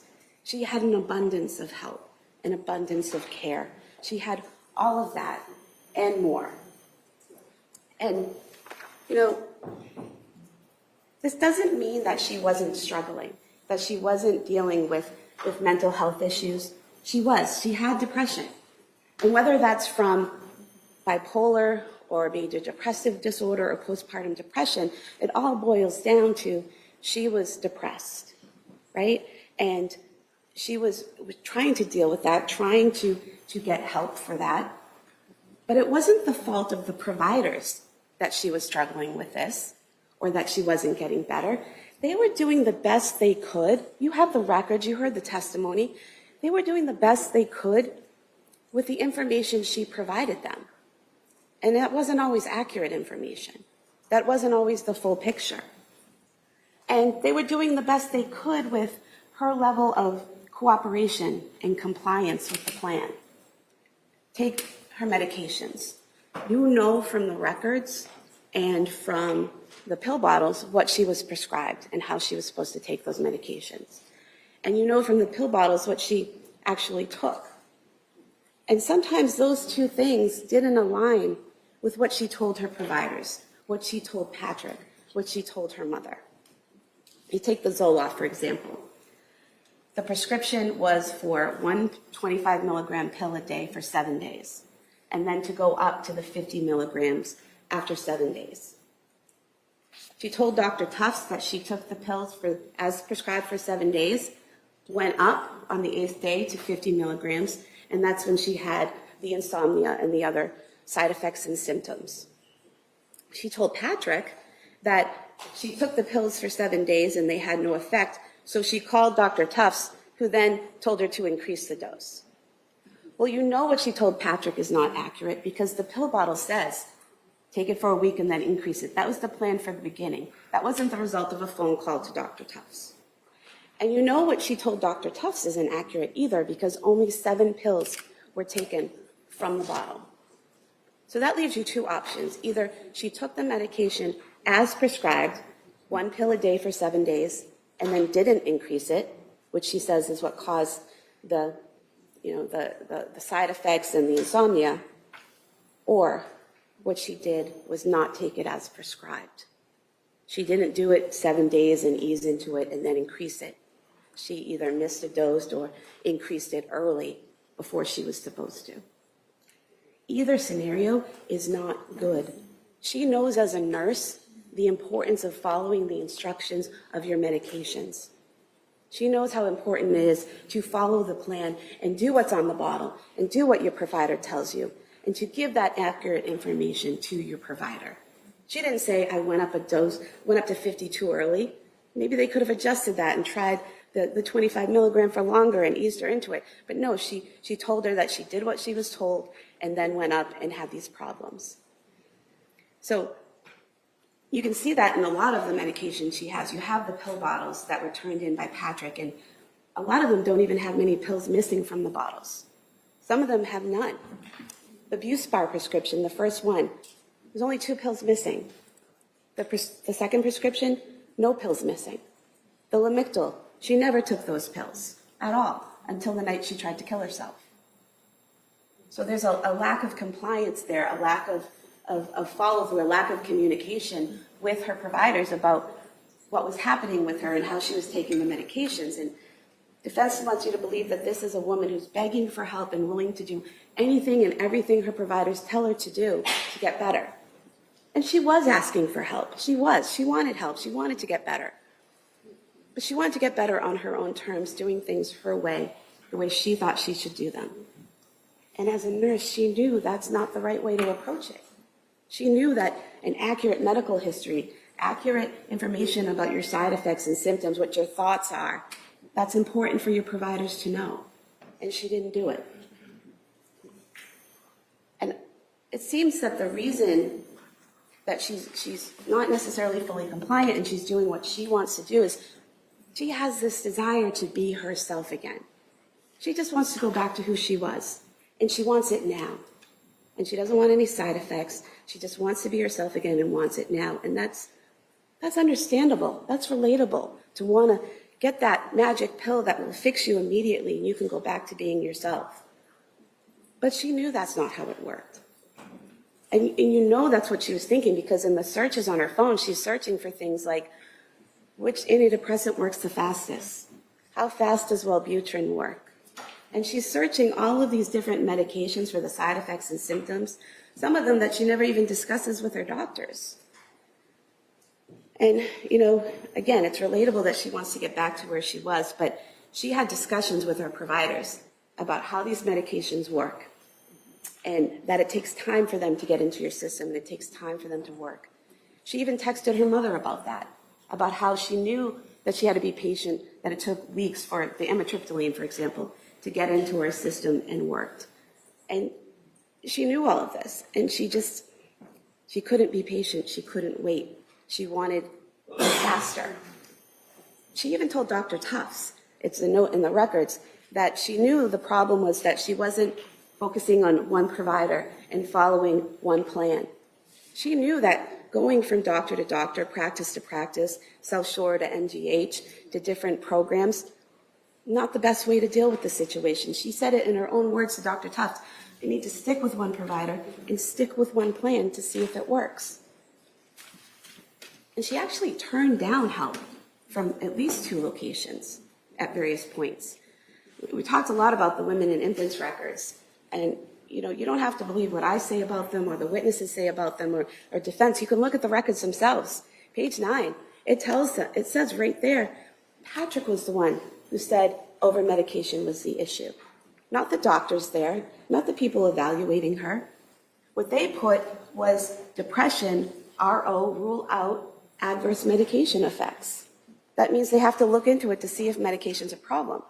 But there's a difference between an adverse effect, a symptom, or a problem with a medication and being over-medicated, taking too much of a medication or taking too many at one time. There's a difference there. And women and infants never said she was over-medicated. What they also don't do is turn her away. It's not that she went there and they said, can't help you, go away. They told her, it's in the records, based on the onset of her symptoms, they weren't sure if it was postpartum or peripartum. They saw she had an issue. They wanted to help her. It says there, we offered her. They offered her 3 programs. They offered her the inpatient medical management program.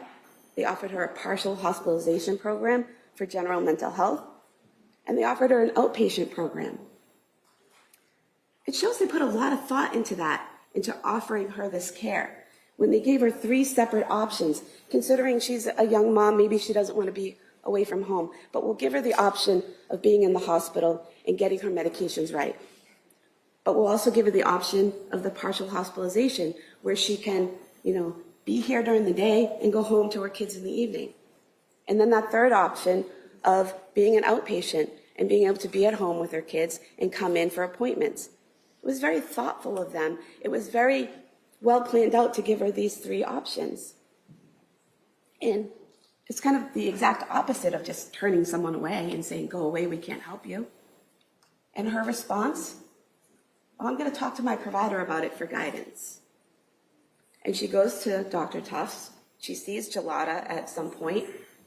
You look at the records, she never discussed those options with them. She told them that Women and Infants turned her away and said she didn't qualify for the program. She didn't discuss those 3 programs that they offered her.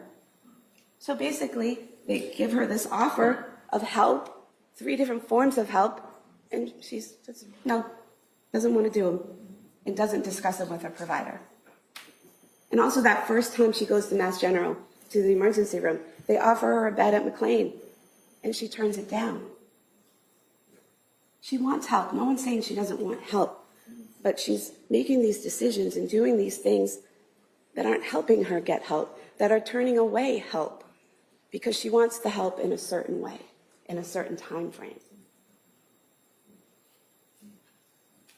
And, all during this time, between September and December of 2022, she's interacting with friends, with family, teachers, gym staff, the nanny, people at gymnastics, interacting with them in public spaces, in public ways, driving her kids around, all throughout that time, able to know the difference between right and wrong, able to conform her behavior to the law and to the requirements of society, and interacting with others and presenting herself as a functioning adult, a functioning mom. You know that she knew the difference between right and wrong during that time because she had those thoughts at the beginning of December of harming her kids. And she told Patrick and her mother about them. But who she didn't tell is important and very telling. She didn't tell a single provider, not Tufts, not Gelada, not Jennifer McAllister, not Dukes, no one at McLean, no one at MGH, no one at South Shore. Didn't tell any of them. And why? Because the police might take away her kids. That's a rational thought. That telling mandated reporters that you're having a thought of harming your kids, that they might be taken away for their safety, that's a rational thought. And it also shows she knew it was a bad thought, a wrong thought. Because you don't think someone's going to take your kids away because you're thinking something positive or neutral. It's because it's bad, it's because it's wrong, it's because it's against the law. So she knew that it was wrong. And she was able to conform her behavior to the law because she didn't tell those providers. She went in and met with them and talked about what she was experiencing and talked about her depression. And not only did she not tell them, she lied to them. They asked her, are you having thoughts of harming others? Do you have homicidal ideation?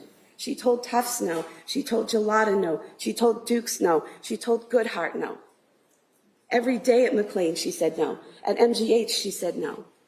So not only is she hiding it, she's lying about it. She's controlling her behavior. She's controlling the presentation she presents to her providers.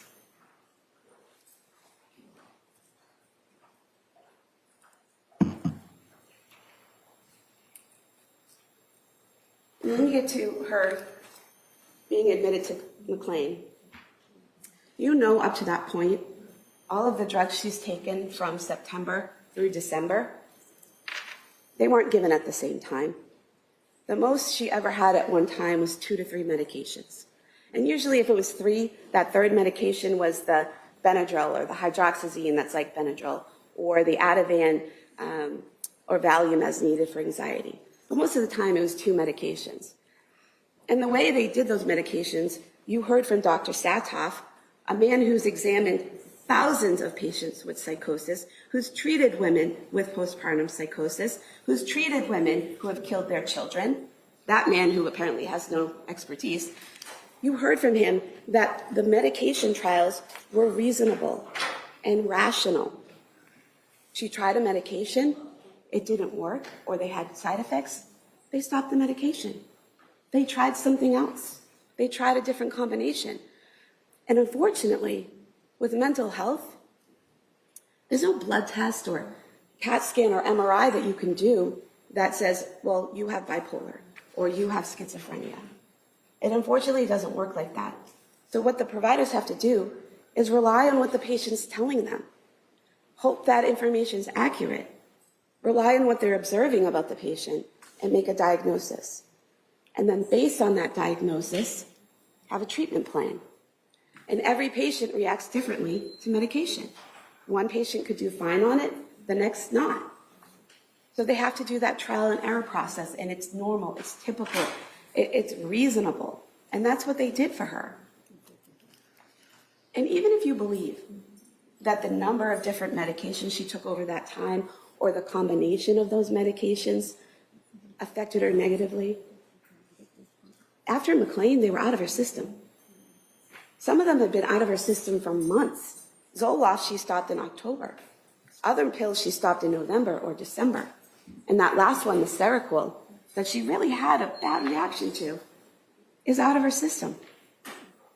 The only medication she's on leaving McLean is trazodone for sleep and Valium for anxiety. And that's it when she leaves there. And why does she leave there? He wants to go to Corey's birthday party. And that's relatable, that's understandable. She wants to be that mom again who can throw her daughter a party and enjoy it. It's completely understandable why she would want to leave, but she also knew she wasn't there. She knew how she was feeling. She knew she was depressed. She knew she needed help. But she wanted to be that mom she was more. And there was nothing McLean could do to keep her there. She said she denied suicidal ideation. She denied homicidal ideation. She said she wasn't hearing voices or seeing anything. They saw the entire time she was there no signs of psychosis. In fact, every doctor she saw, from Tufts in September all the way through Tufts at January 23rd, none of them saw any signs of psychosis ever. So they're all wrong. All these different doctors at all these different practices, they're all collectively together wrong. That doesn't make sense. But she shows when she's leaving McLean, no signs of psychosis. And they even give her a task to do to see if she can manage her mental health outside of the hospital. Make an appointment, pick a doctor, make an appointment. And she does it. She decides on Dr. Tufts. She makes the follow-up appointment. She gets the documentation and gives it to them, showing she can manage her mental health. They have to let her go at that point. She's there voluntarily. There's no grounds to keep her if she's not showing she's a danger to herself or others. So they let her go home. And at home, again, all throughout January, she's showing her ability to know right from wrong and to conform her behavior to the requirements of the law in all the activities she does in January. First, there's the birthday party. She's throwing the birthday party. She's monitoring the kids, making sure, typical mom birthday party stuff. Everyone's eating, getting cake, singing happy birthday. You saw her in the video. She appeared happy and smiling, normal. Everyone that interacted with her said, seemed a little tired, but okay. The Museum of Science. You have that video. The Museum of Science in Boston can be crowded and overwhelming on a good day. And she's there with 3 kids under 5 with her husband. You see her monitoring them, caring for them, doing the exhibits, showing them what to do with the exhibits. If you watched that video and you didn't know who the Clancy family was, and we asked you, pick out the woman who is depressed, pick out the woman who wants to kill herself, pick out the woman who's about to kill her kids, you couldn't pick her out. She's completely calm. All her behaviors are typical and normal because she's able to control her behavior. She's able to be suicidal and feel those things, but control her behavior, control her thoughts, and present that image to the world. She's able to do it at the Cape Codder as well. Similar scenario. She's able to watch the kids when Patrick goes to brunch. She's able to watch the boys when Patrick and Cora go skiing on the 16th. She's able to interact with the Carneys on January 22nd. And yeah, they both initially said she was quiet, but then they both admitted she was always kind of quiet. But she was able to interact with them, chat with them in the kitchen. Seemed okay. In between January 7th and January 21st, her mother never comes to the house to intervene. Her sister, a licensed social worker, a mandated reporter, never comes to the house to intervene or help, never makes a report. And they're in contact with her every day, texting with her, calling with her almost every day, and never see any signs that they should be concerned or worried or intervene. And you have those text messages between the defendant and her mom. And her mom, obviously, was very attentive, very caring, asked very pointed questions. How are you doing? How are you sleeping? How are the medications? Obviously, a very concerned, loving mom. How did Lindsay answer? I'm getting a little better.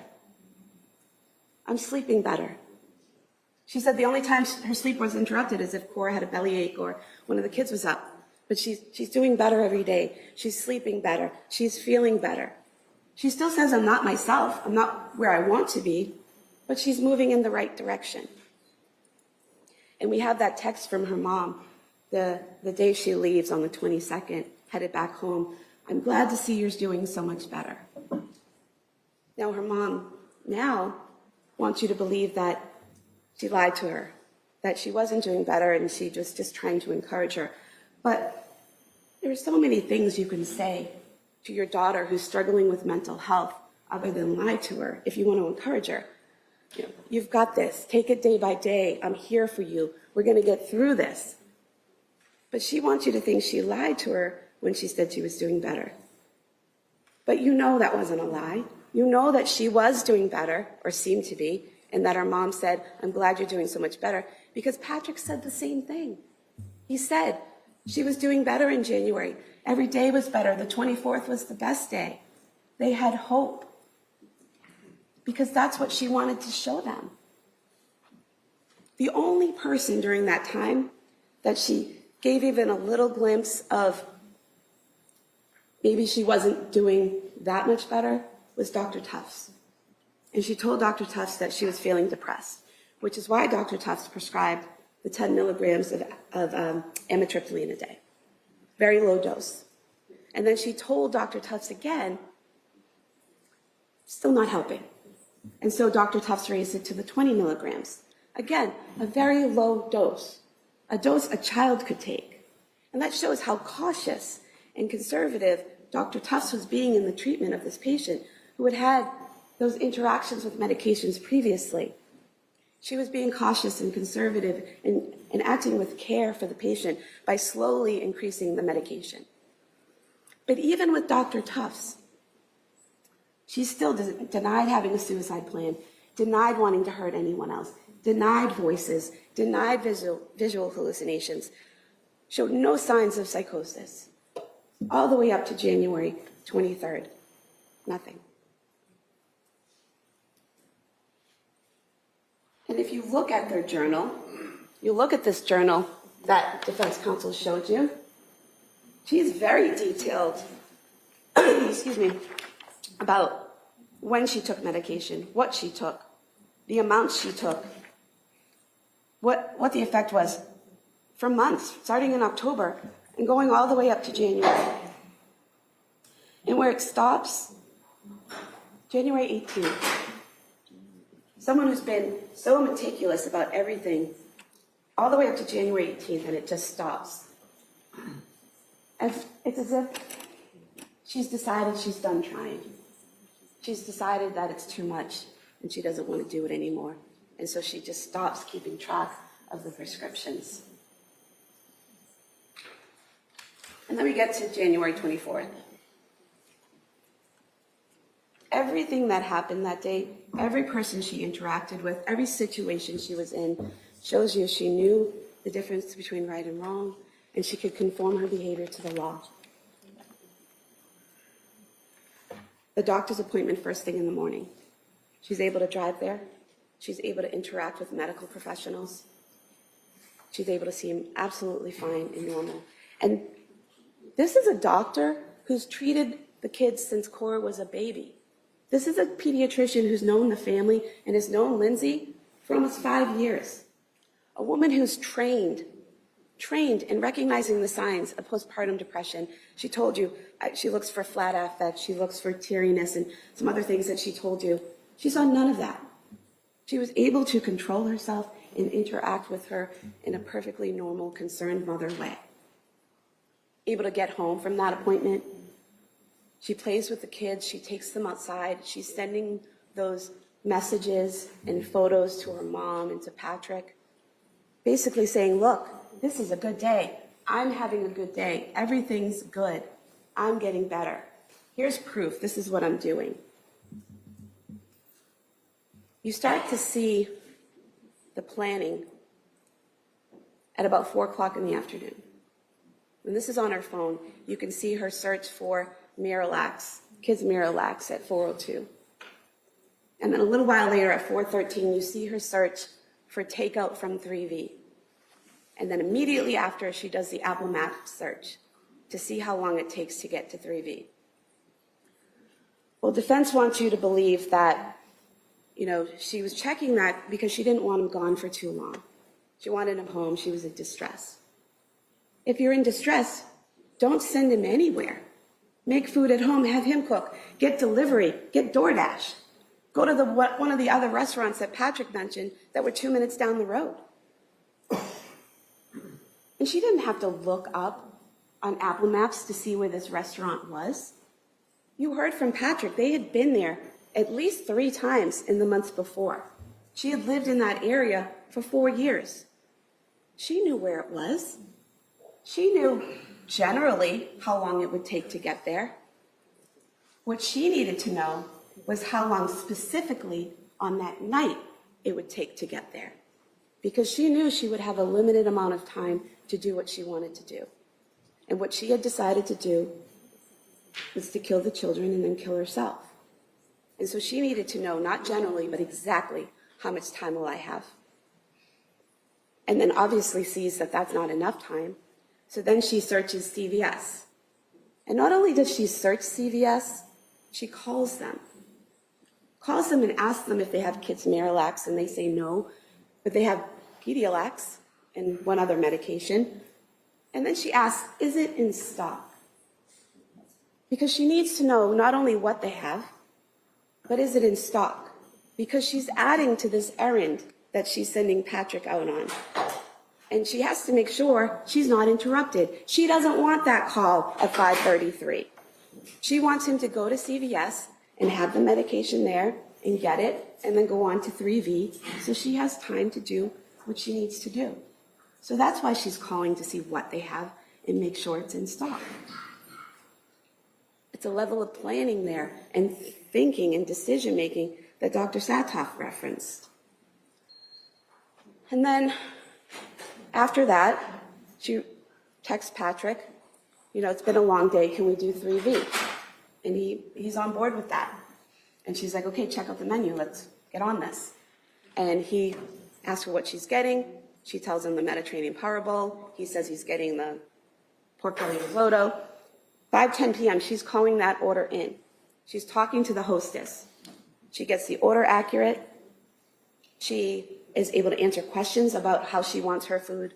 She's able to recall and give Patrick's phone number and his name as the person picking up. And then Patrick's leaving to go get the food. And as he's leaving, the kids are in the living room on the couch eating. The defendant's in the doorway near the basement door. And she says to him, oh, by the way, can you go to CVS? Acting like it's this last minute thought, like, oh, by the way, can you get this? And not something that she's been planning for over an hour. She knew about the Pedialyte and she knew about 3D and she knew all of that before she even asked him about dinner. But it's like, oh, can you go to CVS on your way and get kids Pedialyte? And he, of course, is. All right. Normally I wouldn't interrupt, but I think I'll forget this if I don't. So I'm sorry about that. That's an excellent point. When you think about what the Commonwealth has to prove and mentioning it in terms of highlighting what they should go back and look at.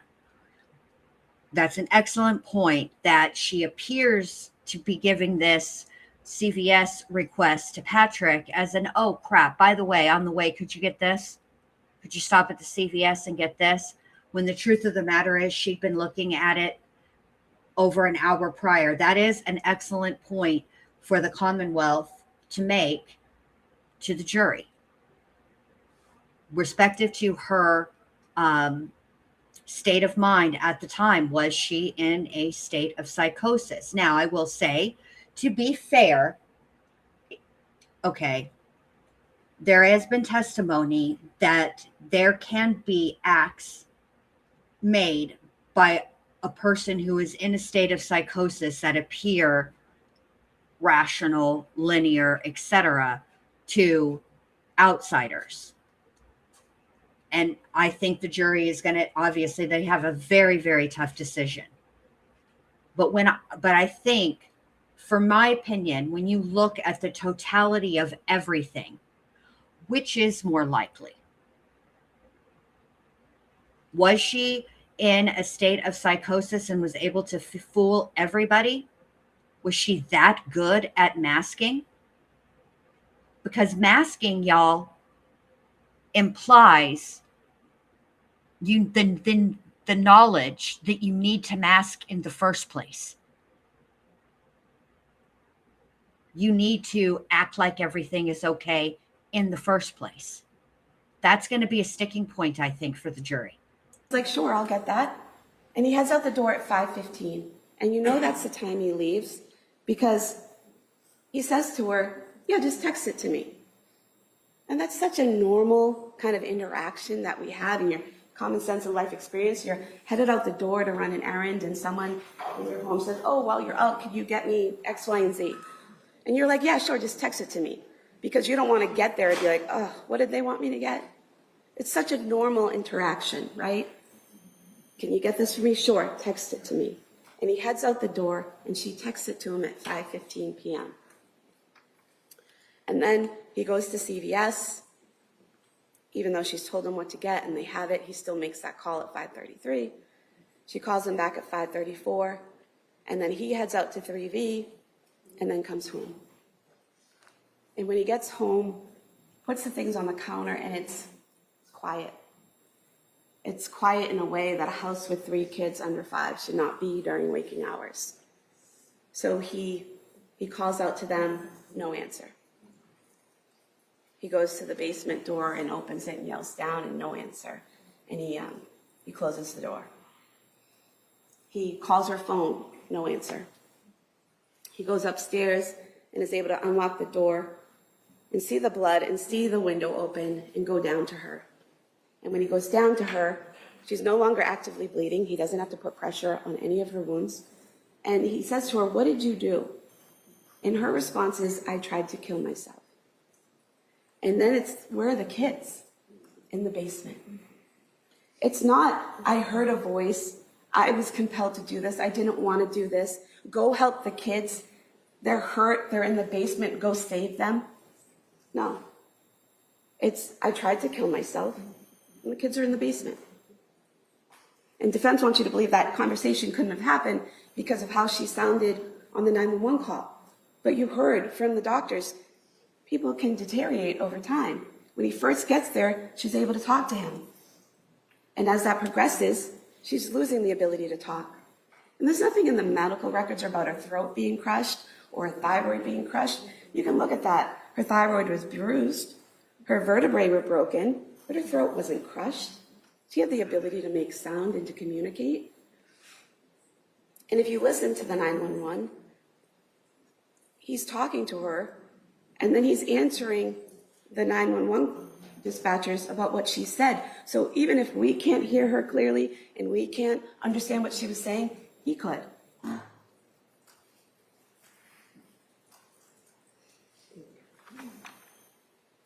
You know from all of the evidence that you have,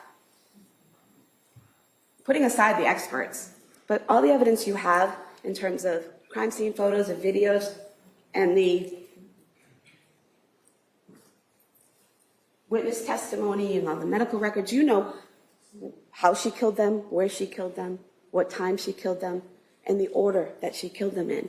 Even without what she told the doctors about the order, that's something you can infer from the evidence. Because you know, in order to bring the kids to the basement and strangle each one of them, and then come upstairs and get a knife and have a phone call, and then go upstairs to the second floor and either take handfuls of pills or crush them, however she did it, take the pills, and then cut herself. And it's not just 3 cuts, it's the hesitation marks, and then the cuts themselves.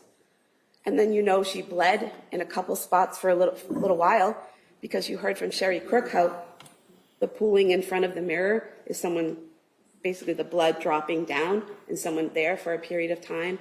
And then over closer to the window, the same thing. So she's bleeding in front of the mirror for a period of time, over by the window for a period of time, and then she goes out of the window. And whether she dove out or climbed out and slid down, whatever you think that evidence shows from the shingles and everything you've seen, whatever happened, she goes out of the window and she's on the ground. And by the time Patrick gets there, she's no longer bleeding. So for all of that to happen in that short amount of time while Patrick's gone, she had to have started killing the kids immediately after he left. Now, defense wants you to believe that it was after the phone call, that after the phone call, she heard the voice and killed the children. But there's a few things about that don't make sense. First is what she told Dr. Satoff, that when she gets the call, she's at the fridge getting chicken nuggets out of the fridge to make dinner.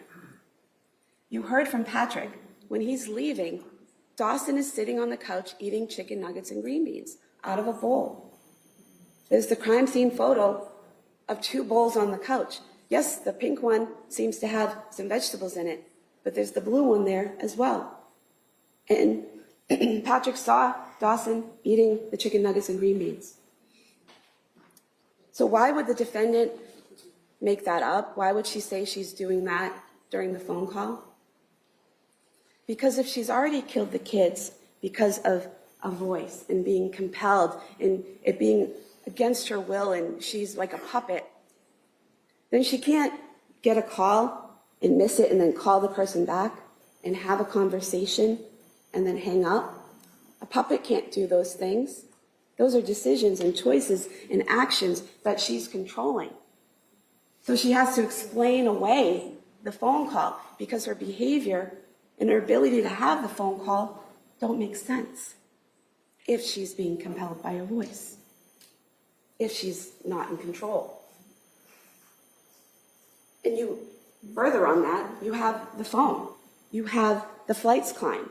There were 2 flights climbed. You can see, you have Ian Whiffin's report, you can see there were 2 flights climbed. The first ends at 5:33.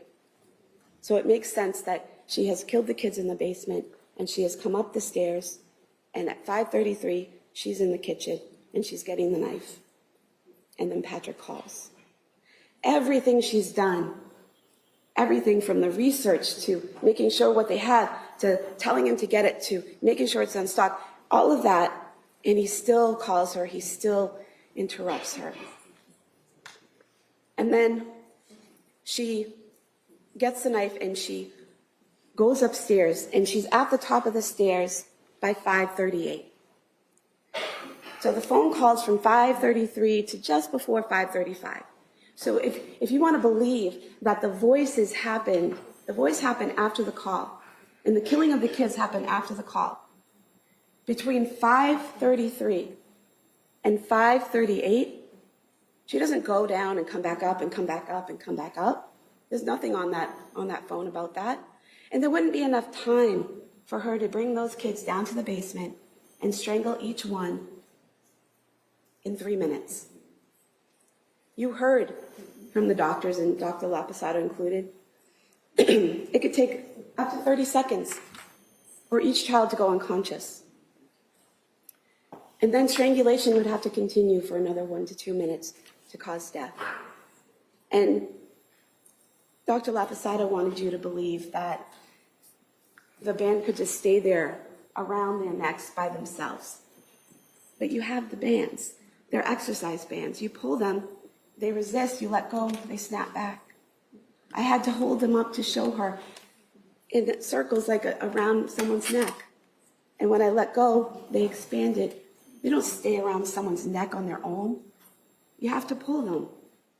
And you know they weren't knotted. Patrick never testified that they were knotted.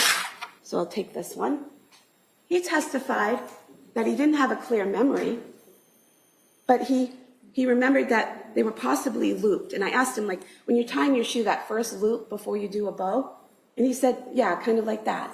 So not knotted, not tied, but even his memory wasn't the best. You heard him on that call. And that's why we had to play the call for you, because you could hear him. You could hear when he found each kid. And you knew that he had the phone with him when he found each kid, because his voice, it never sounded like he was in another room. It always sounded so painfully right there.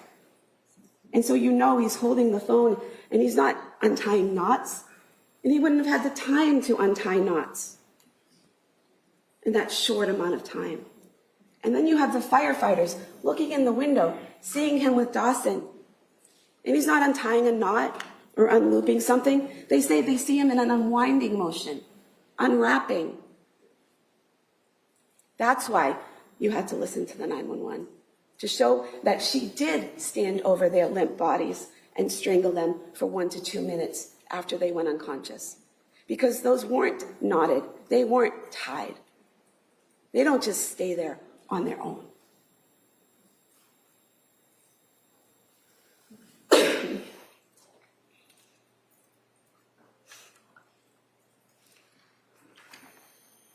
And even if you wanted to believe that at 5:38, she goes upstairs and puts the phone on the bed, and then she goes down and kills the kids, and she does everything. 5:38 to just after 6 p.m., because he's making the call to her at 6:09. There's not enough time between 5:38 and just after 6 p.m. to kill all 3 kids, to get the knife, to take the pills, to cut herself, to bleed, to go out of the window, to stop bleeding, and Patrick to get there. In 20-odd minutes, it's not enough time. So you know she killed those kids as soon as he left. And when she got the call from him, she had already strangled them. And she didn't tell him. She didn't ask for help. She didn't say, oh my God, what have I done? She's a nurse. She didn't go down and try to do CPR and help them. No, she lied. She stayed calm. She presented herself as normal. She had complete control over her behavior and her emotions. She had a normal conversation with him because she didn't want him coming home, because she needed to finish her plan. She still had to kill herself. So why did she do it? Defense would have you believe that a mother who was this good, who loved her kids this much, which we're not denying, would never harm her kids this way unless she was so mentally ill that she was hearing these command voices and had no choice. But that's not the world we live in. Dr. Resnick told you, most women who kill their children do it in child abuse. Most women who kill their children don't do it because of mental illness. Mothers kill their children, and it's horrible and it's awful, but it happens. So why did she specifically do it? She was depressed. She was exhausted. She was done. She didn't want to try anymore. She felt damaged. But those kids were her protective factor. Those kids were keeping her from ending her misery. And so she had to remove the protective factor. And I'm not saying she was happy about it. I'm saying that it was what she had to do to end her misery. But it was a choice. It was a choice. She could have kept trying. She could have, moved down to her mother's. She could have killed herself and left her kids alive. But it was a choice to take them with her. It was a horrible choice. And it's a choice that we don't want to think about that a mother could make, because that doesn't make us feel safe or comfortable in this world. But it's a choice she made.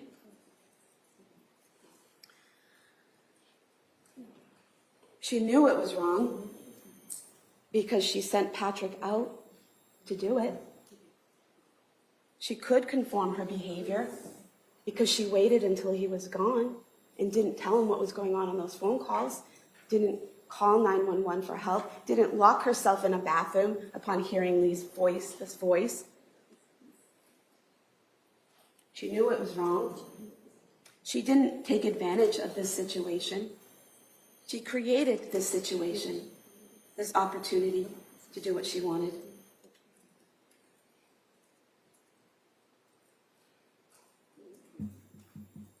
And when she woke in the hospital, and she knew she was alive and the kids weren't, she knew what she did was wrong. She said she felt horrified. And then, while still with a tube in her throat, she's asking, do I have a lawyer? And it's not what defense said. It was after surgery and she's delirious. Look at the records. She had surgery on the 27th. She's asking if she has a lawyer on the 26th. Do I have a lawyer? Because she knows what she did was wrong. And then we get the justification, the excuse of the voice. And there are a few reasons why the voice doesn't make sense.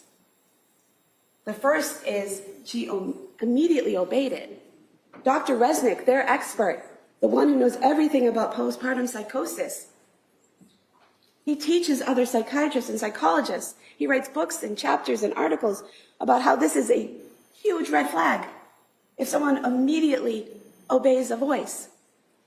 You heard him talk about Andrea Yates, about how she heard voices to kill her children for months. And what did she do? She committed herself 5 times. She tried to kill herself twice to avoid harming her children.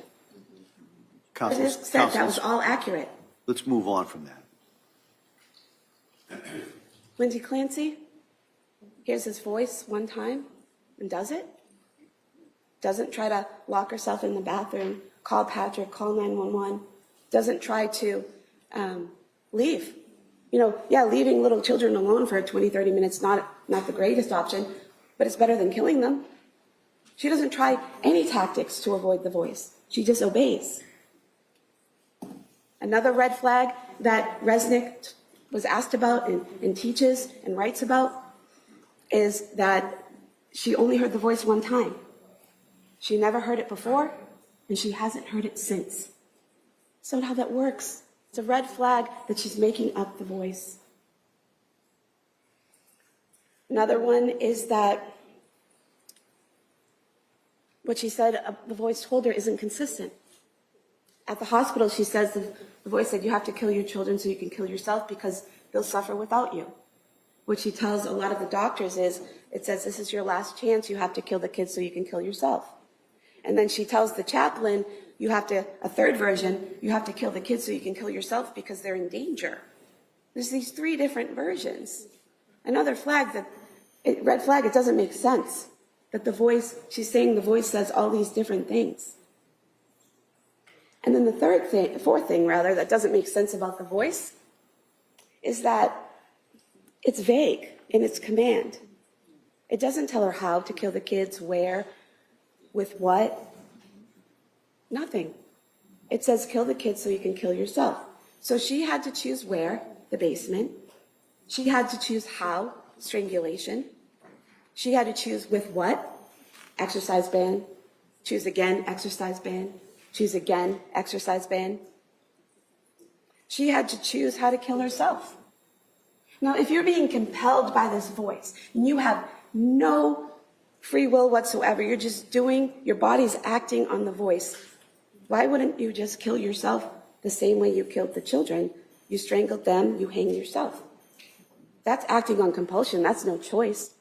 She tried 3 different ways. And none of them similar to what happened to the kids. And I'll take this other quarter now and explain to you why we got into the superficiality of the wounds and why we got into the height of the window and why we got into how she didn't take enough pills to actually kill herself. We're not saying she didn't want to kill herself. We're talking about that third prong of suicidality that Dr. Satoff talked about. Remember, he talked about aloneness and feeling burdensome, but that third category, capability. She wanted to kill herself, but her natural instinct to live was fighting against that. So she took pills, but you heard the toxicologists, they were all at therapeutic levels or below, except the Seroquel, which was a little elevated. She cut herself, but you saw the cuts on the meaty part of her arm horizontally. No arteries, no major blood vessels. Didn't need to be stitched the next day. The one on her neck didn't need to be stitched at all. She knew as a nurse those weren't going to kill her, but she was trying. And then going out of the window, 12, 13 feet. And she landed the wrong way and ended up paralyzed on the frozen ground. But, you know, the idea that falling out of a 12-foot window is going to definitely kill you, not necessarily. And so she wanted to. She was trying in all these different ways. But she just couldn't get over that third prong, the capability of actually killing herself. And that goes against it being a voice. Because if she's compelled to do it, if this voice is making her do it, she would just do it. There would be no fight. There would be no struggle. There would be no resistance to dying. But there was.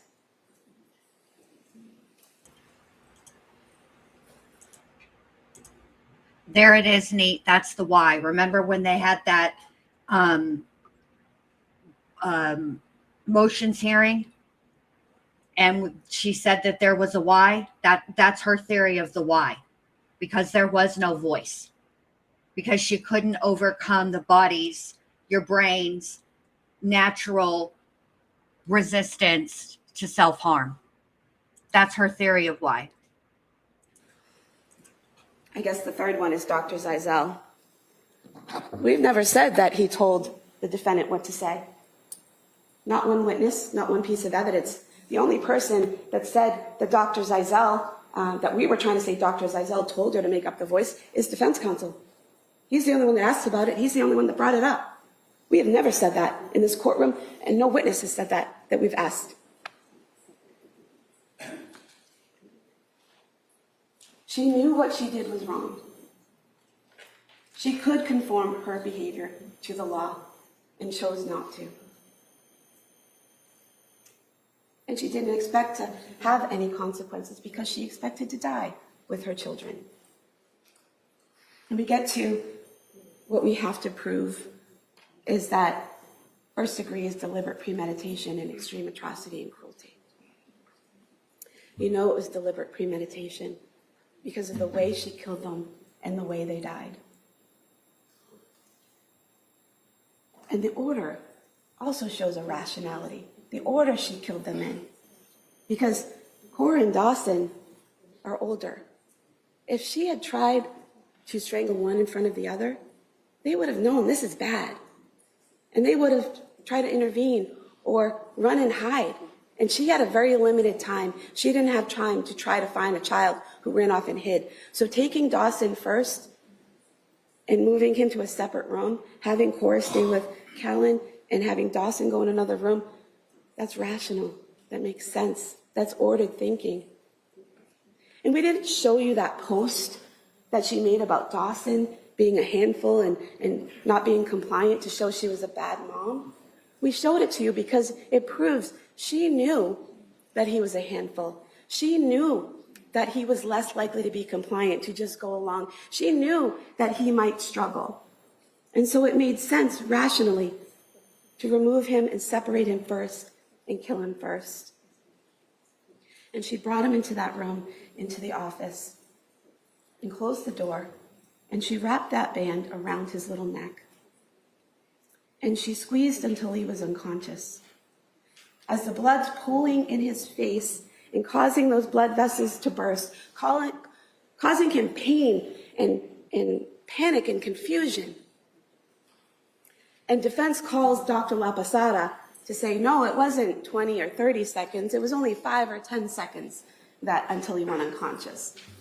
I'm sorry, how many seconds is it okay for them to have been in pain and panic and confusion?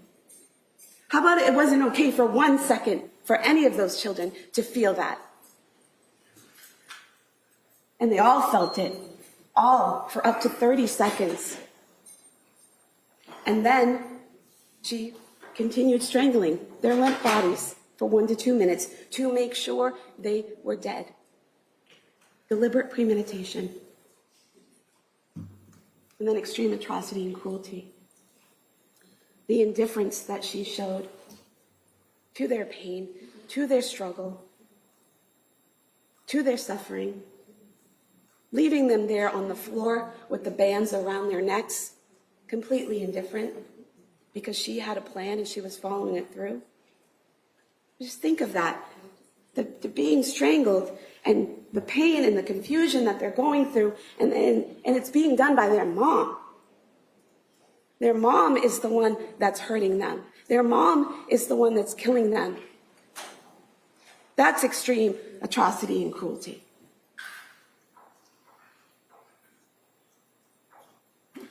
She didn't see them in that moment as individual human beings with rights, with dreams, with futures, individually belonging to them.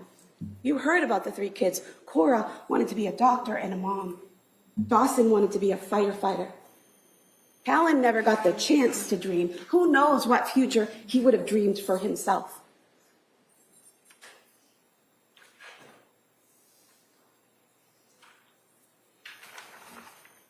She killed them, and she left them there on the floor with the bands around their necks. She didn't bring them up to their beds and put them with their favorite stuffed animal and cover them up gently and lovingly, leaving them peacefully there. No. She left them discarded on the basement floor like broken toys because she was done playing the game. You know to a moral certainty, she is guilty.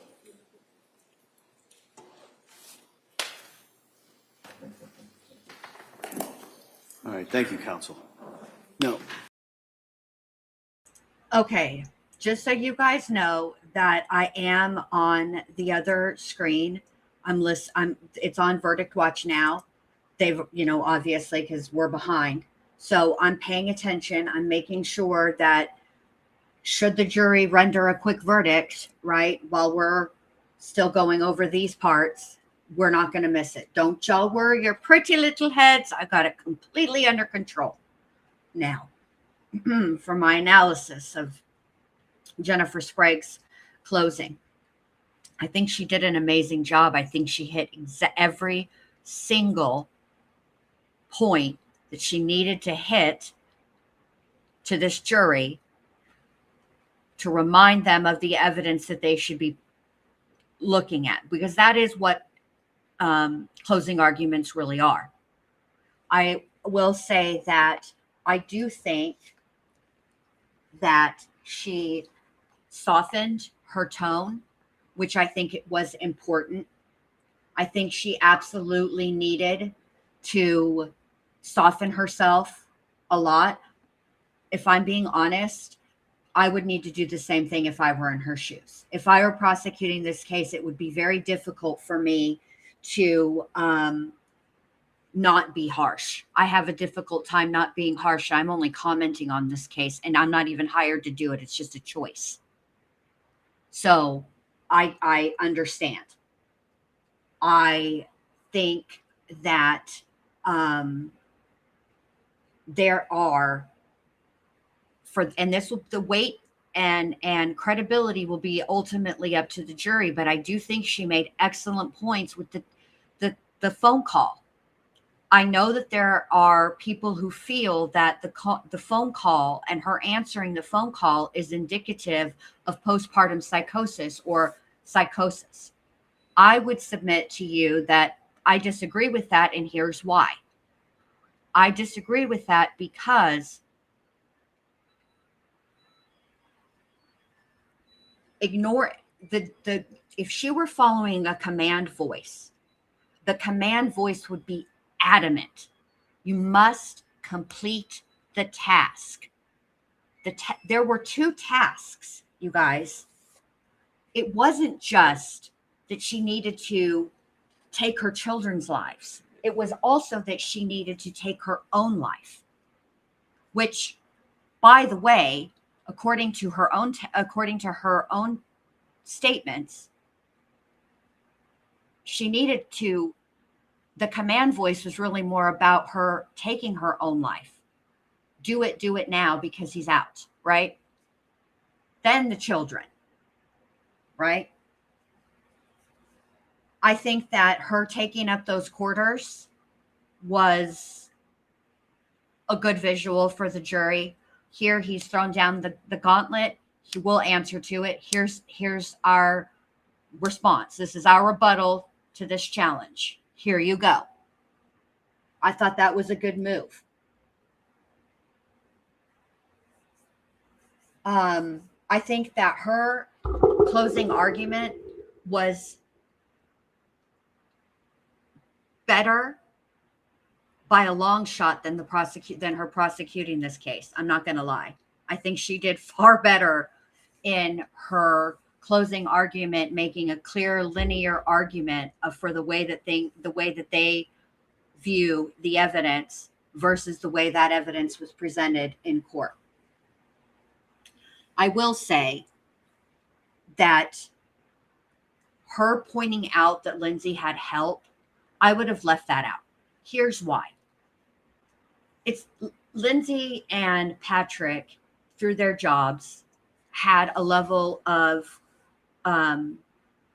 financial security such that they could afford for the children to be out, for Cora and Dawson to be out of the home, 3 days a week, and then to have, for a short period of time, a nanny to help out.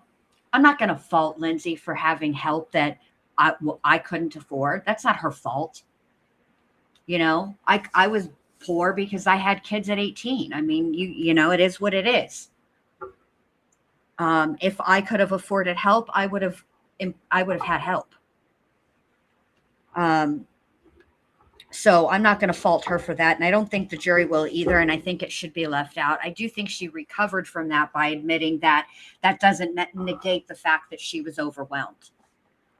Okay. I do think, though, her timeline of hearing that voice was very, very important, because for the longest time, and I mean by the longest time, I mean the first 21 days of this trial, I was under the impression that only Dawson was fed.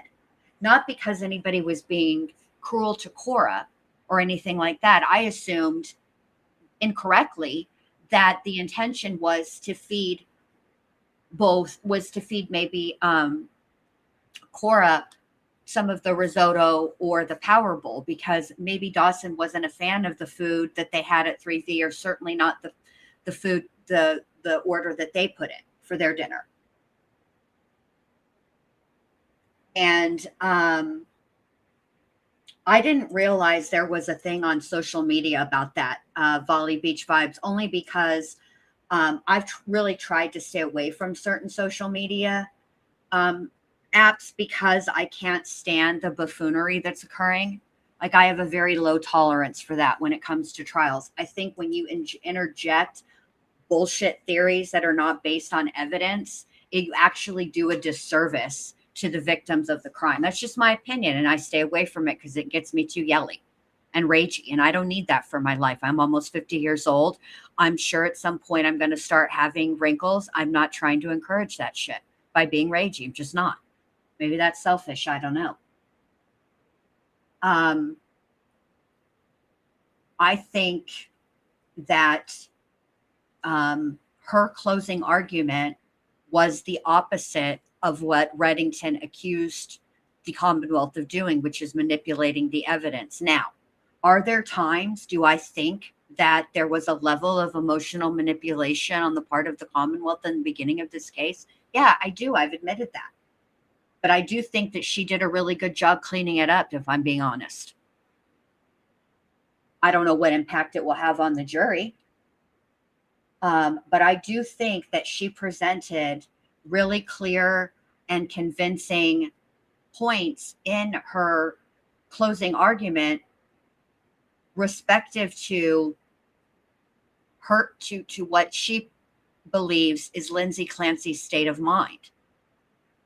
I think that it's interesting. The one thing that she shied away from was really honing in on a specific theory of motive. My personal belief, which I think was a good idea, by the way, because I think by leaving it out, she leaves it up to the jury and she doesn't remind them that her theory of motive was different in a way in opening than it was by closing.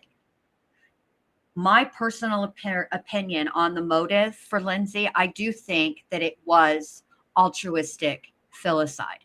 I think that she did suffer from a mental disease or defect. I do agree with the diagnosis that she was bipolar, or is bipolar, I should say, but is bipolar and was then on that day. I think that part of her mental illness is that she was well outside of what could be considered the normal, and I don't like to use that term because normal is relative, but there's no other word I can think of right now. Normal range of worry when your children are away. Every parent, every mother specifically, worries to some extent when their children are not with them. I will make the argument, however, that it wasn't to such an extent that she kept her children with her 25/8.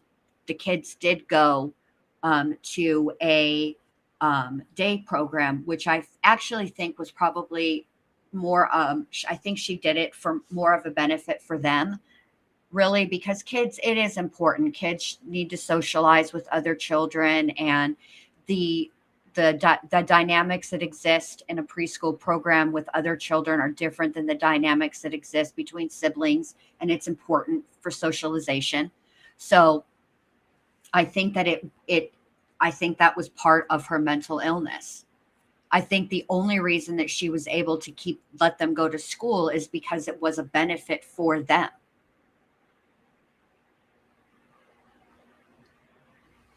Hold on a minute. Okay, there's nothing. I was just checking. I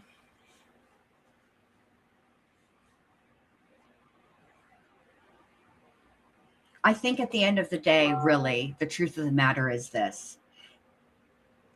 Regardless of our varying opinions on this case, what we really ultimately have to do is to be able to live with whatever the jury decides, because I can assure you we have zero control over it. That jury is not thinking in their brains, hey, what's Jen Liu over at the Ward Case Studies going to think about my verdict? They're not thinking about that. So we will have to accept and be able to live with their verdict. I do think, however, this case has, again, similar to Andrea Yates, brought a spotlight into mental health as a whole, the system that exists in this country. But I also, and on women, the way that women's mental health is. I think we need to do a better job of how we care for women that have given birth. I think there's a whole lot more that goes into it than just the physicalness of delivering a baby, however that's done, whether that is via C-section or whether that is via vaginal birth. So I think but I don't, for the purposes of our discussion, that's one thing, but it's not something that the jury can use in their deliberation, because and Attorney Sprague was good at pointing that out. The health system, the mental health system, is not on trial, but hell, even if it were, and then she went and listed they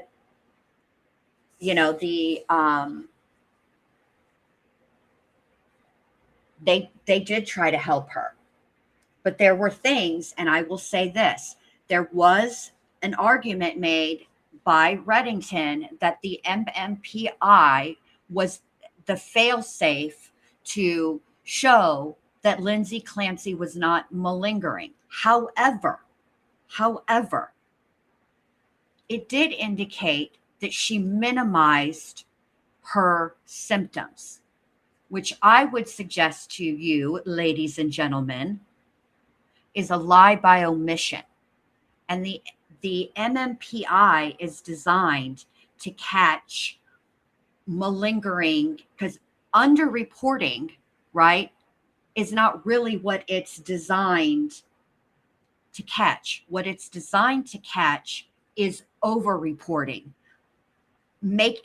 claiming you have symptoms you don't actually have, and or exaggerating the symptoms you do. It's not designed the way that Mr. Reddington wants you to believe it is.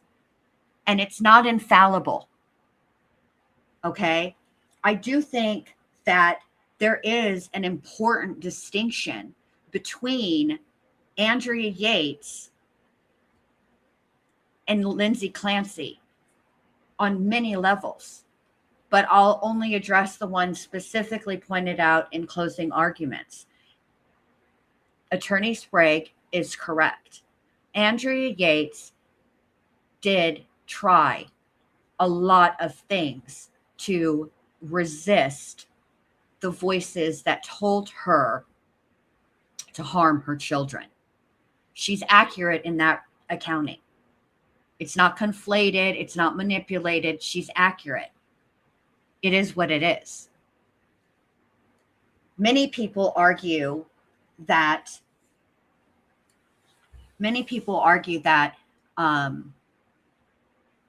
the fact that after she took the children's lives and the command voice stopped, it's because she was successful, but she wasn't. If you go back and you listen to what Lindsay herself reported, she's the only person who heard the voice. She's the only person we can rely on. That wasn't what the command voice was telling her. The command voice was telling her, now take your own life. Now you can do it and then take the kids because they will suffer. However you want to, but the bottom line is the suicide came first, then the homicide.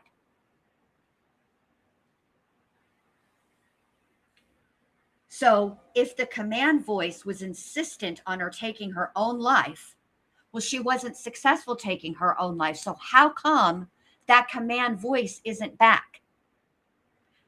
People have suggested it's because she's miraculously found the right combination of medication, and that might be true. But I can assure you that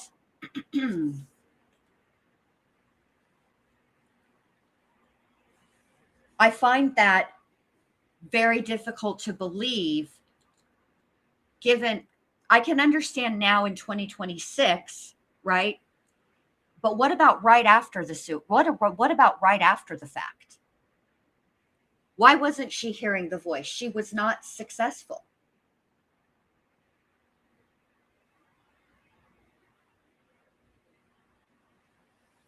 She was not successful.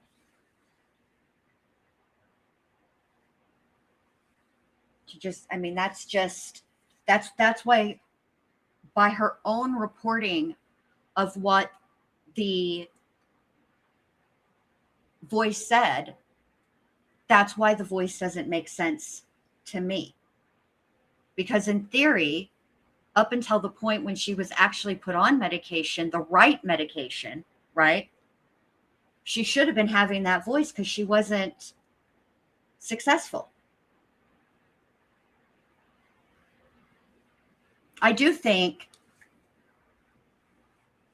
that the blood is important. Where the blood is. And now I understand why they had the expert in there, or not the expert, why they had, although I'm not going to lie, I had problems with that witness during the Karen Reed trial. But if you're looking at the drops, it does seem that there was a time that she lingered in one spot, first the mirror, and then in front of the window. What I would suggest to you guys is this. The reason that the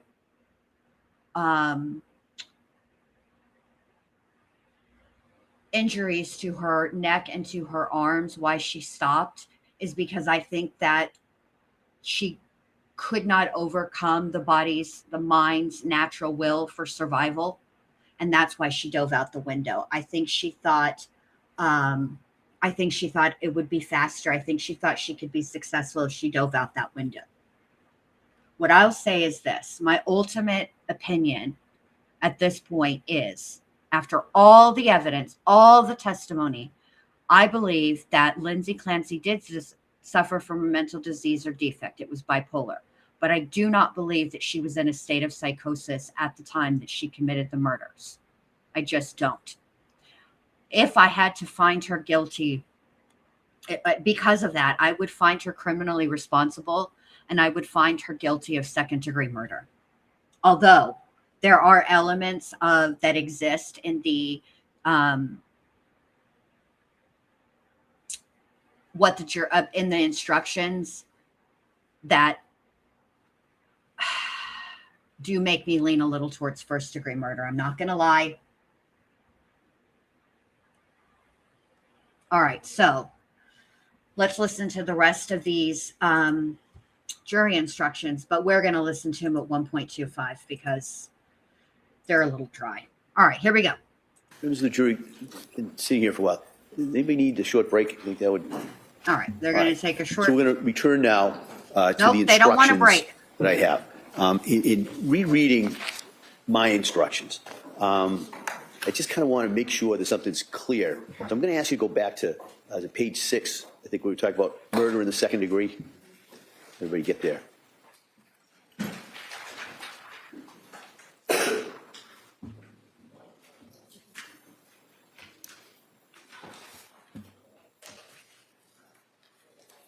All right.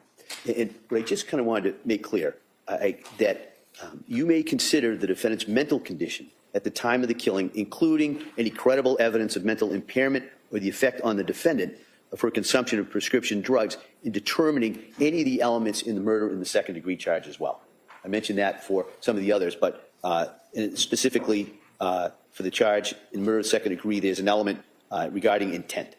Okay, so I just kind of wanted to make that clear. Probably is suggested in that, but as I read through it, I just kind of wanted to remind you that you can, as I said, you can consider the defendant's mental condition at the time of the killing, including any credible evidence of mental impairment or the effect on the defendant of her consumption of prescription drugs, in determining the elements in murder in the second degree. All right, so I hope that cleared things up rather than confusing you any. But now I'm going to go to the general principles in regards to this case. All right, now, as I said to you before, I'm incorporating the instructions that I gave earlier before the closing arguments with these instructions. So I want to talk about the presumption of innocence and the burden of proof. Once again, the indictments against Ms. Clancy are only an accusation. They're not evidence. The defendant has denied that she's guilty of the crimes charged in these indictments. The law presumes the defendant to be innocent of the charges against her. This presumption of innocence is a rule of law that compels you to find the defendant not guilty unless and until the Commonwealth produces evidence from whatever source that proves that the defendant is guilty beyond a reasonable doubt. This burden of proof never shifts. The defendant is not required to call any witnesses or produce any evidence, since she is presumed to be innocent. The presumption of innocence stays with the defendant unless and until the evidence convinces you, unanimously as a jury, that the defendant is guilty beyond a reasonable doubt. It requires you to find the defendant not guilty unless your guilt has been proved beyond a reasonable doubt. Your verdict, whether it is guilty or not guilty, must be unanimous. All right. Now, reasonable doubt. The burden is on the Commonwealth to prove beyond a reasonable doubt that the defendant is guilty of the charges made against her, as I just told you.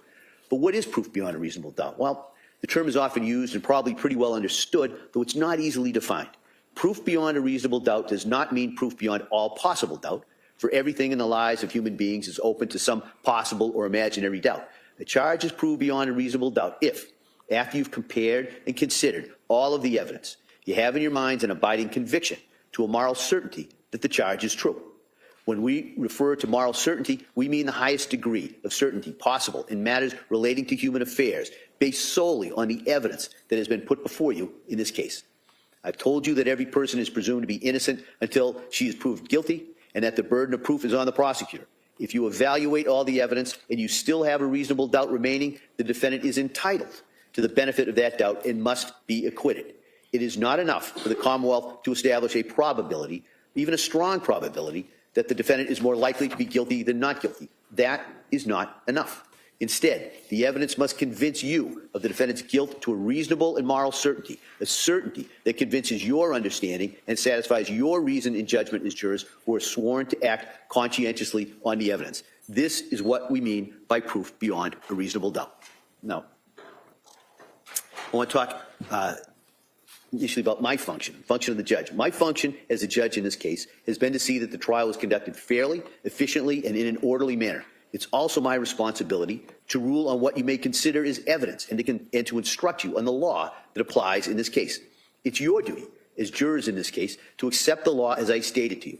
You should consider all of my instructions as a whole. You may not ignore any instruction or give special attention to any one instruction. You must follow the law as I give it to you, whether you agree with it or not. That's not just because I'm the judge. It's because every person who comes to court for trial is equal and is subject to the same law. And if jurors in each case were to apply what they thought the law should be, and the jurors in different cases had different views, then the parties in those cases would not be treated equally. The law that I'm instructing you on is the law that has been established by our legislature and our appellate courts, and it applies to everyone. And you must apply the law as I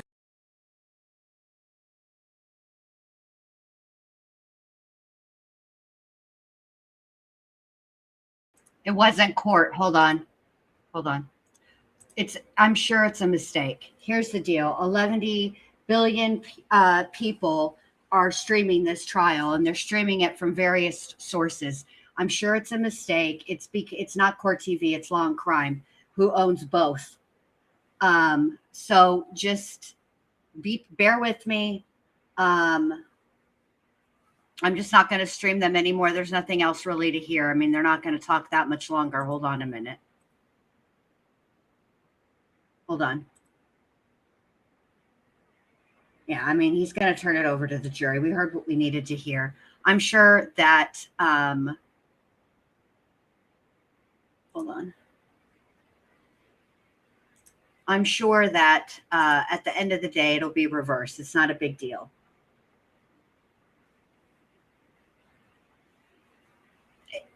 This is what happens. So look, when you're a creator on YouTube, when you have a channel,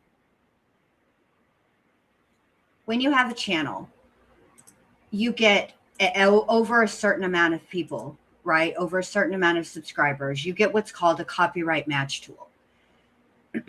Now, when that happens, you'll get a notification that your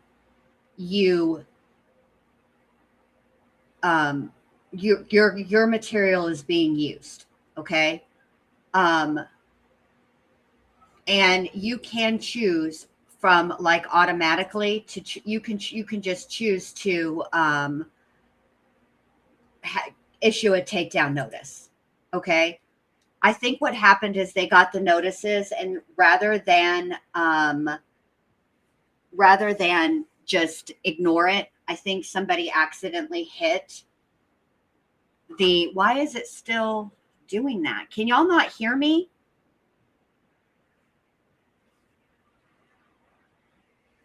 Hold on a minute.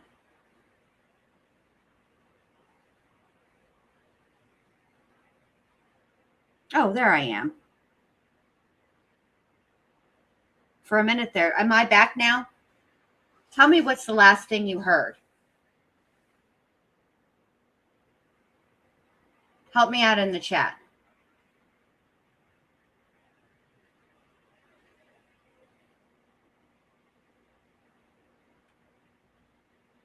Okay.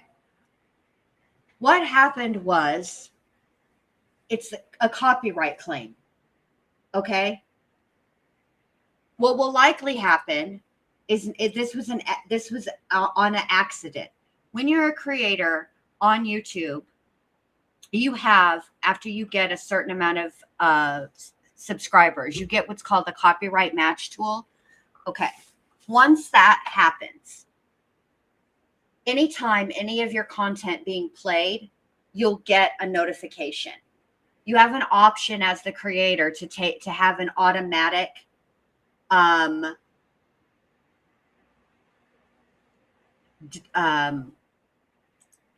notice. Okay. And I think what happened is they were inundated, and whoever is in charge of dismissing them, instead of dismissing them, took it down. It's fine.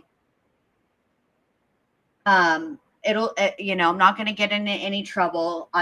They'll rescind it. Let me go over to the studio right now and just see what's going on. I'm not that worried about it. It's not a big deal. It's whatever.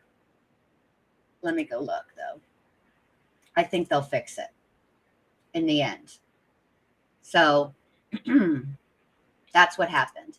We didn't miss anything. The judge is done. If you guys want to go back and watch the final little bit that's left of the jury instructions, you can. Hold on. Let me look at this right now. Give me a second.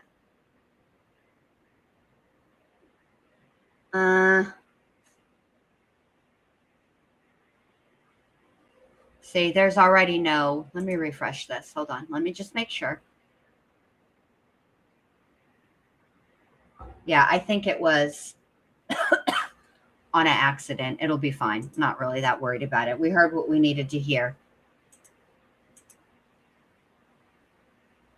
We're still on a verdict watch. I have already set up a hold on. I want to put this on me. Oh, I can't because it's going to pick it up that it's being shared. That's the problem. Never mind. I can't do it. I can hear it in the background. It's fine.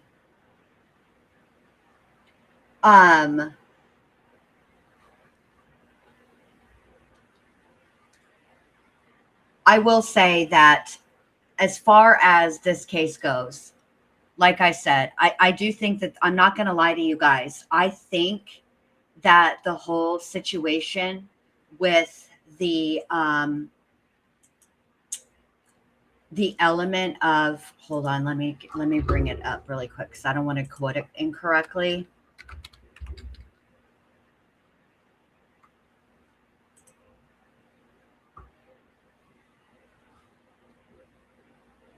I think the jury is going to have a problem with extreme atrocity or cruelty. And I think that that's likely going to I think they're likely going to get stuck on that because of the weapon used and the fact that she's their mother. I think that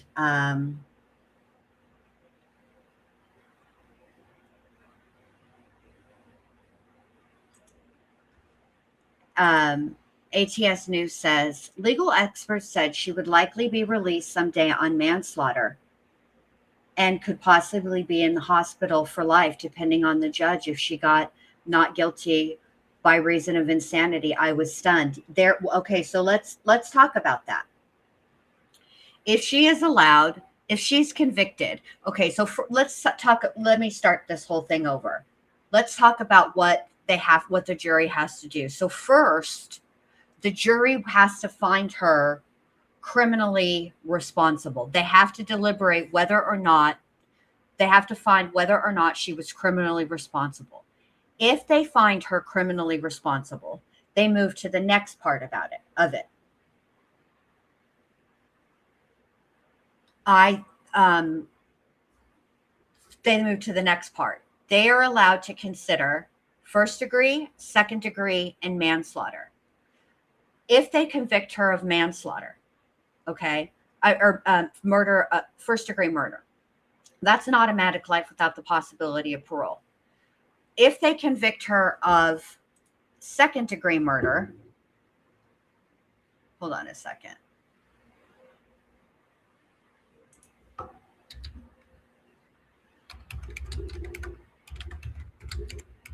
I believe that she has a possibility at parole after 25 years. Hold on. Let me just check.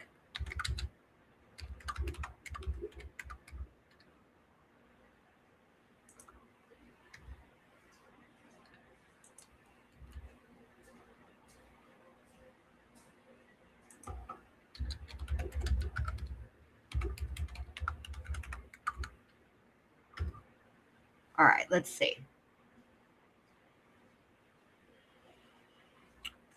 Second degree murder is life in prison with the possibility of parole after the court sets a minimum term, typically starting at 15 years. Manslaughter is imprisonment in state prison for up to 20 years. If she's found not guilty by reason of insanity, then what happens next is, as explained by the judge, is that the prosecutor moves for a civil commitment, and then she has it reviewed. And the fact of the matter is that she can petition the court every so often, but the prosecutor has to be notified of it, that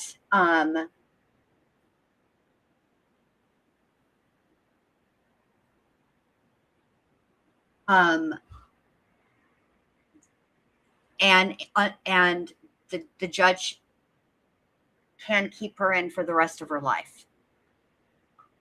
That's true. That's true.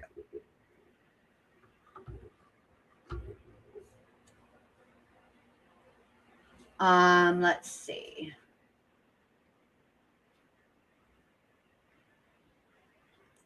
No, I don't.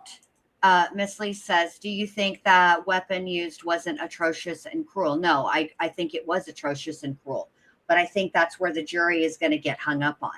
I think, but when if they find her to be criminally responsible, I don't think they're going to vote for manslaughter. I think they're going to be debating between first degree and second degree murder. And I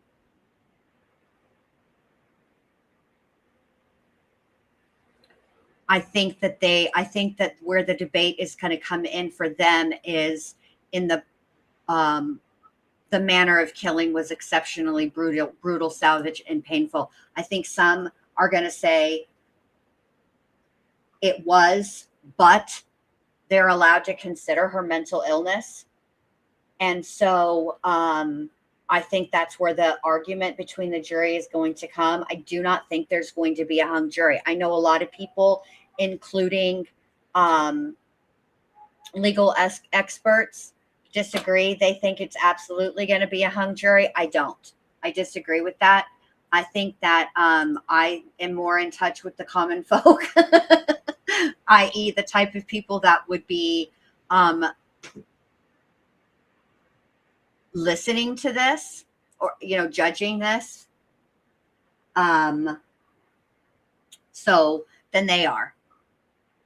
I just do, because I'm one of those people.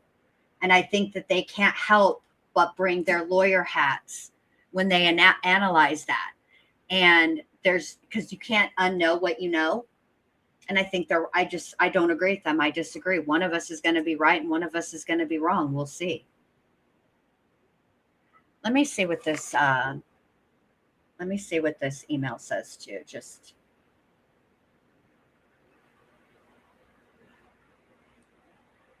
It is because of a copyright match, but that can be released. So I'm not going to take a chance on it. There's no real reason for me to do that. But yeah.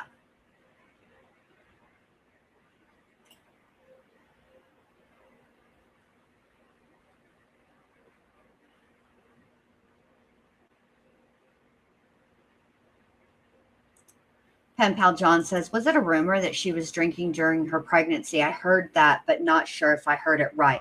So during her intake with Dr. Tufts, which is something the patient themselves fills out, she was asked about drinking, and it was not while she was pregnant. It was back in 2019. She'd go out and have,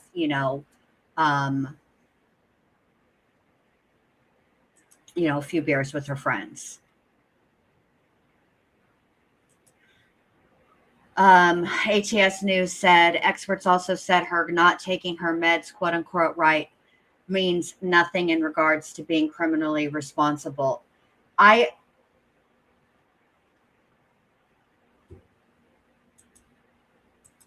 need to hear that in context, not because I'm disagreeing with you, but I want to know what they said specifically about that, what they were talking about that, because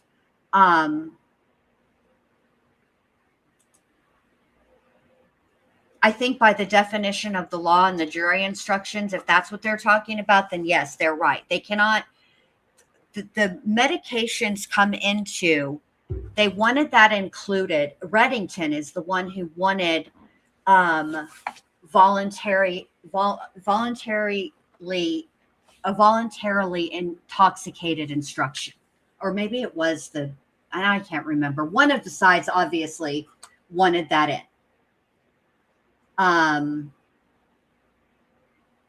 One of the sides wanted that in, and they are allowed to consider that, but they have to first determine whether or not she was criminally responsible. And that is going to boil down to, I think, the testimony from the witnesses about her actions on that day, the things she did, the things she didn't do. I do agree. Attorney Sprague made an excellent point during closing arguments when she said that when she got that call from Patrick, when she sent Patrick out for the errand, if the whole looking up was because she wanted him home rapidamente, why send him out by himself at all? Why not all of them go? If she didn't want to be alone with the children for any amount of time, why be alone with the children at all? She made an excellent point about that in her thinking.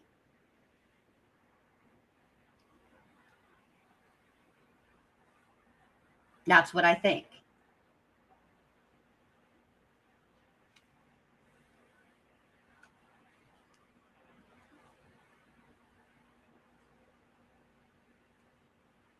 So we'll see. We'll see what the jury thinks. But I'm going to get off of here. I want to thank everybody for being here this whole entire time, putting up with me, my shenanigans, my yelling, my rants when I got frustrated, even being snarky towards people that I normally would never be snarky with. And I appreciate that. Hold on just a second. I need to reply to my daughter. Please give me one moment.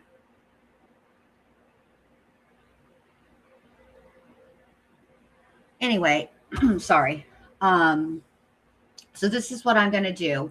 I've already pinned the link to the verdict stream, okay, in the chat. Please go over there and select notify me so that you can be notified when the verdict comes in. I will be watching the verdict watch. Don't worry, no matter what I'm doing, I will be listening. You won't miss it. I will go live.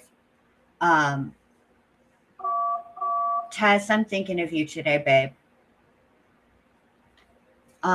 So thank you guys that so much for being here. This has been a very, very long trial. And I just want to say that at the end of all of this, you know, it's really not up to us, right? It's obviously up to the jury, and we have to be prepared to live with their verdict. We have to accept it, whatever it is. And I would be remiss if I didn't remind people there was evidence given in this trial that we didn't see or hear. Or hear, I should say. The first being the 911 call. We didn't get to hear that. The jury did. They also got to see the autopsy photographs. We did not. And while we heard the testimony, hearing and seeing are two very different things.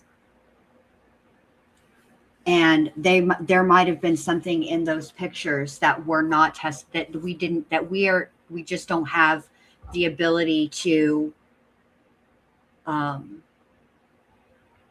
It won't play into what we into the evidence, because there are things that are captured visually that words just don't adequately do the job.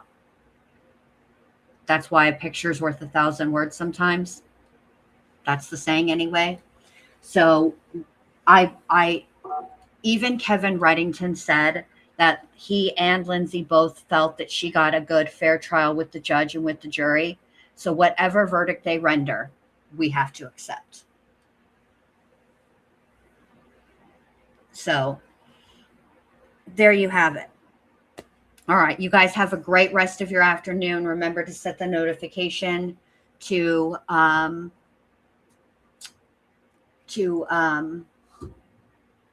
get notified for the verdict. All right. You guys have a great rest of your afternoon, and I'll see y'all when the verdict comes out. All right. And we will be getting on to our new trial as well. I might take a day. I'm not going to lie. And by taking a day, what I mean is I might take the actual literal day and not stream, but I won't not stream at all. I'll go live that night, like tomorrow night or something, if I don't stream during the day. I need a break from this case. It's very heavy. And I need a moment to reset. All right. So have a great rest of your afternoon, and I'll see you back for the verdict. All right. Bye.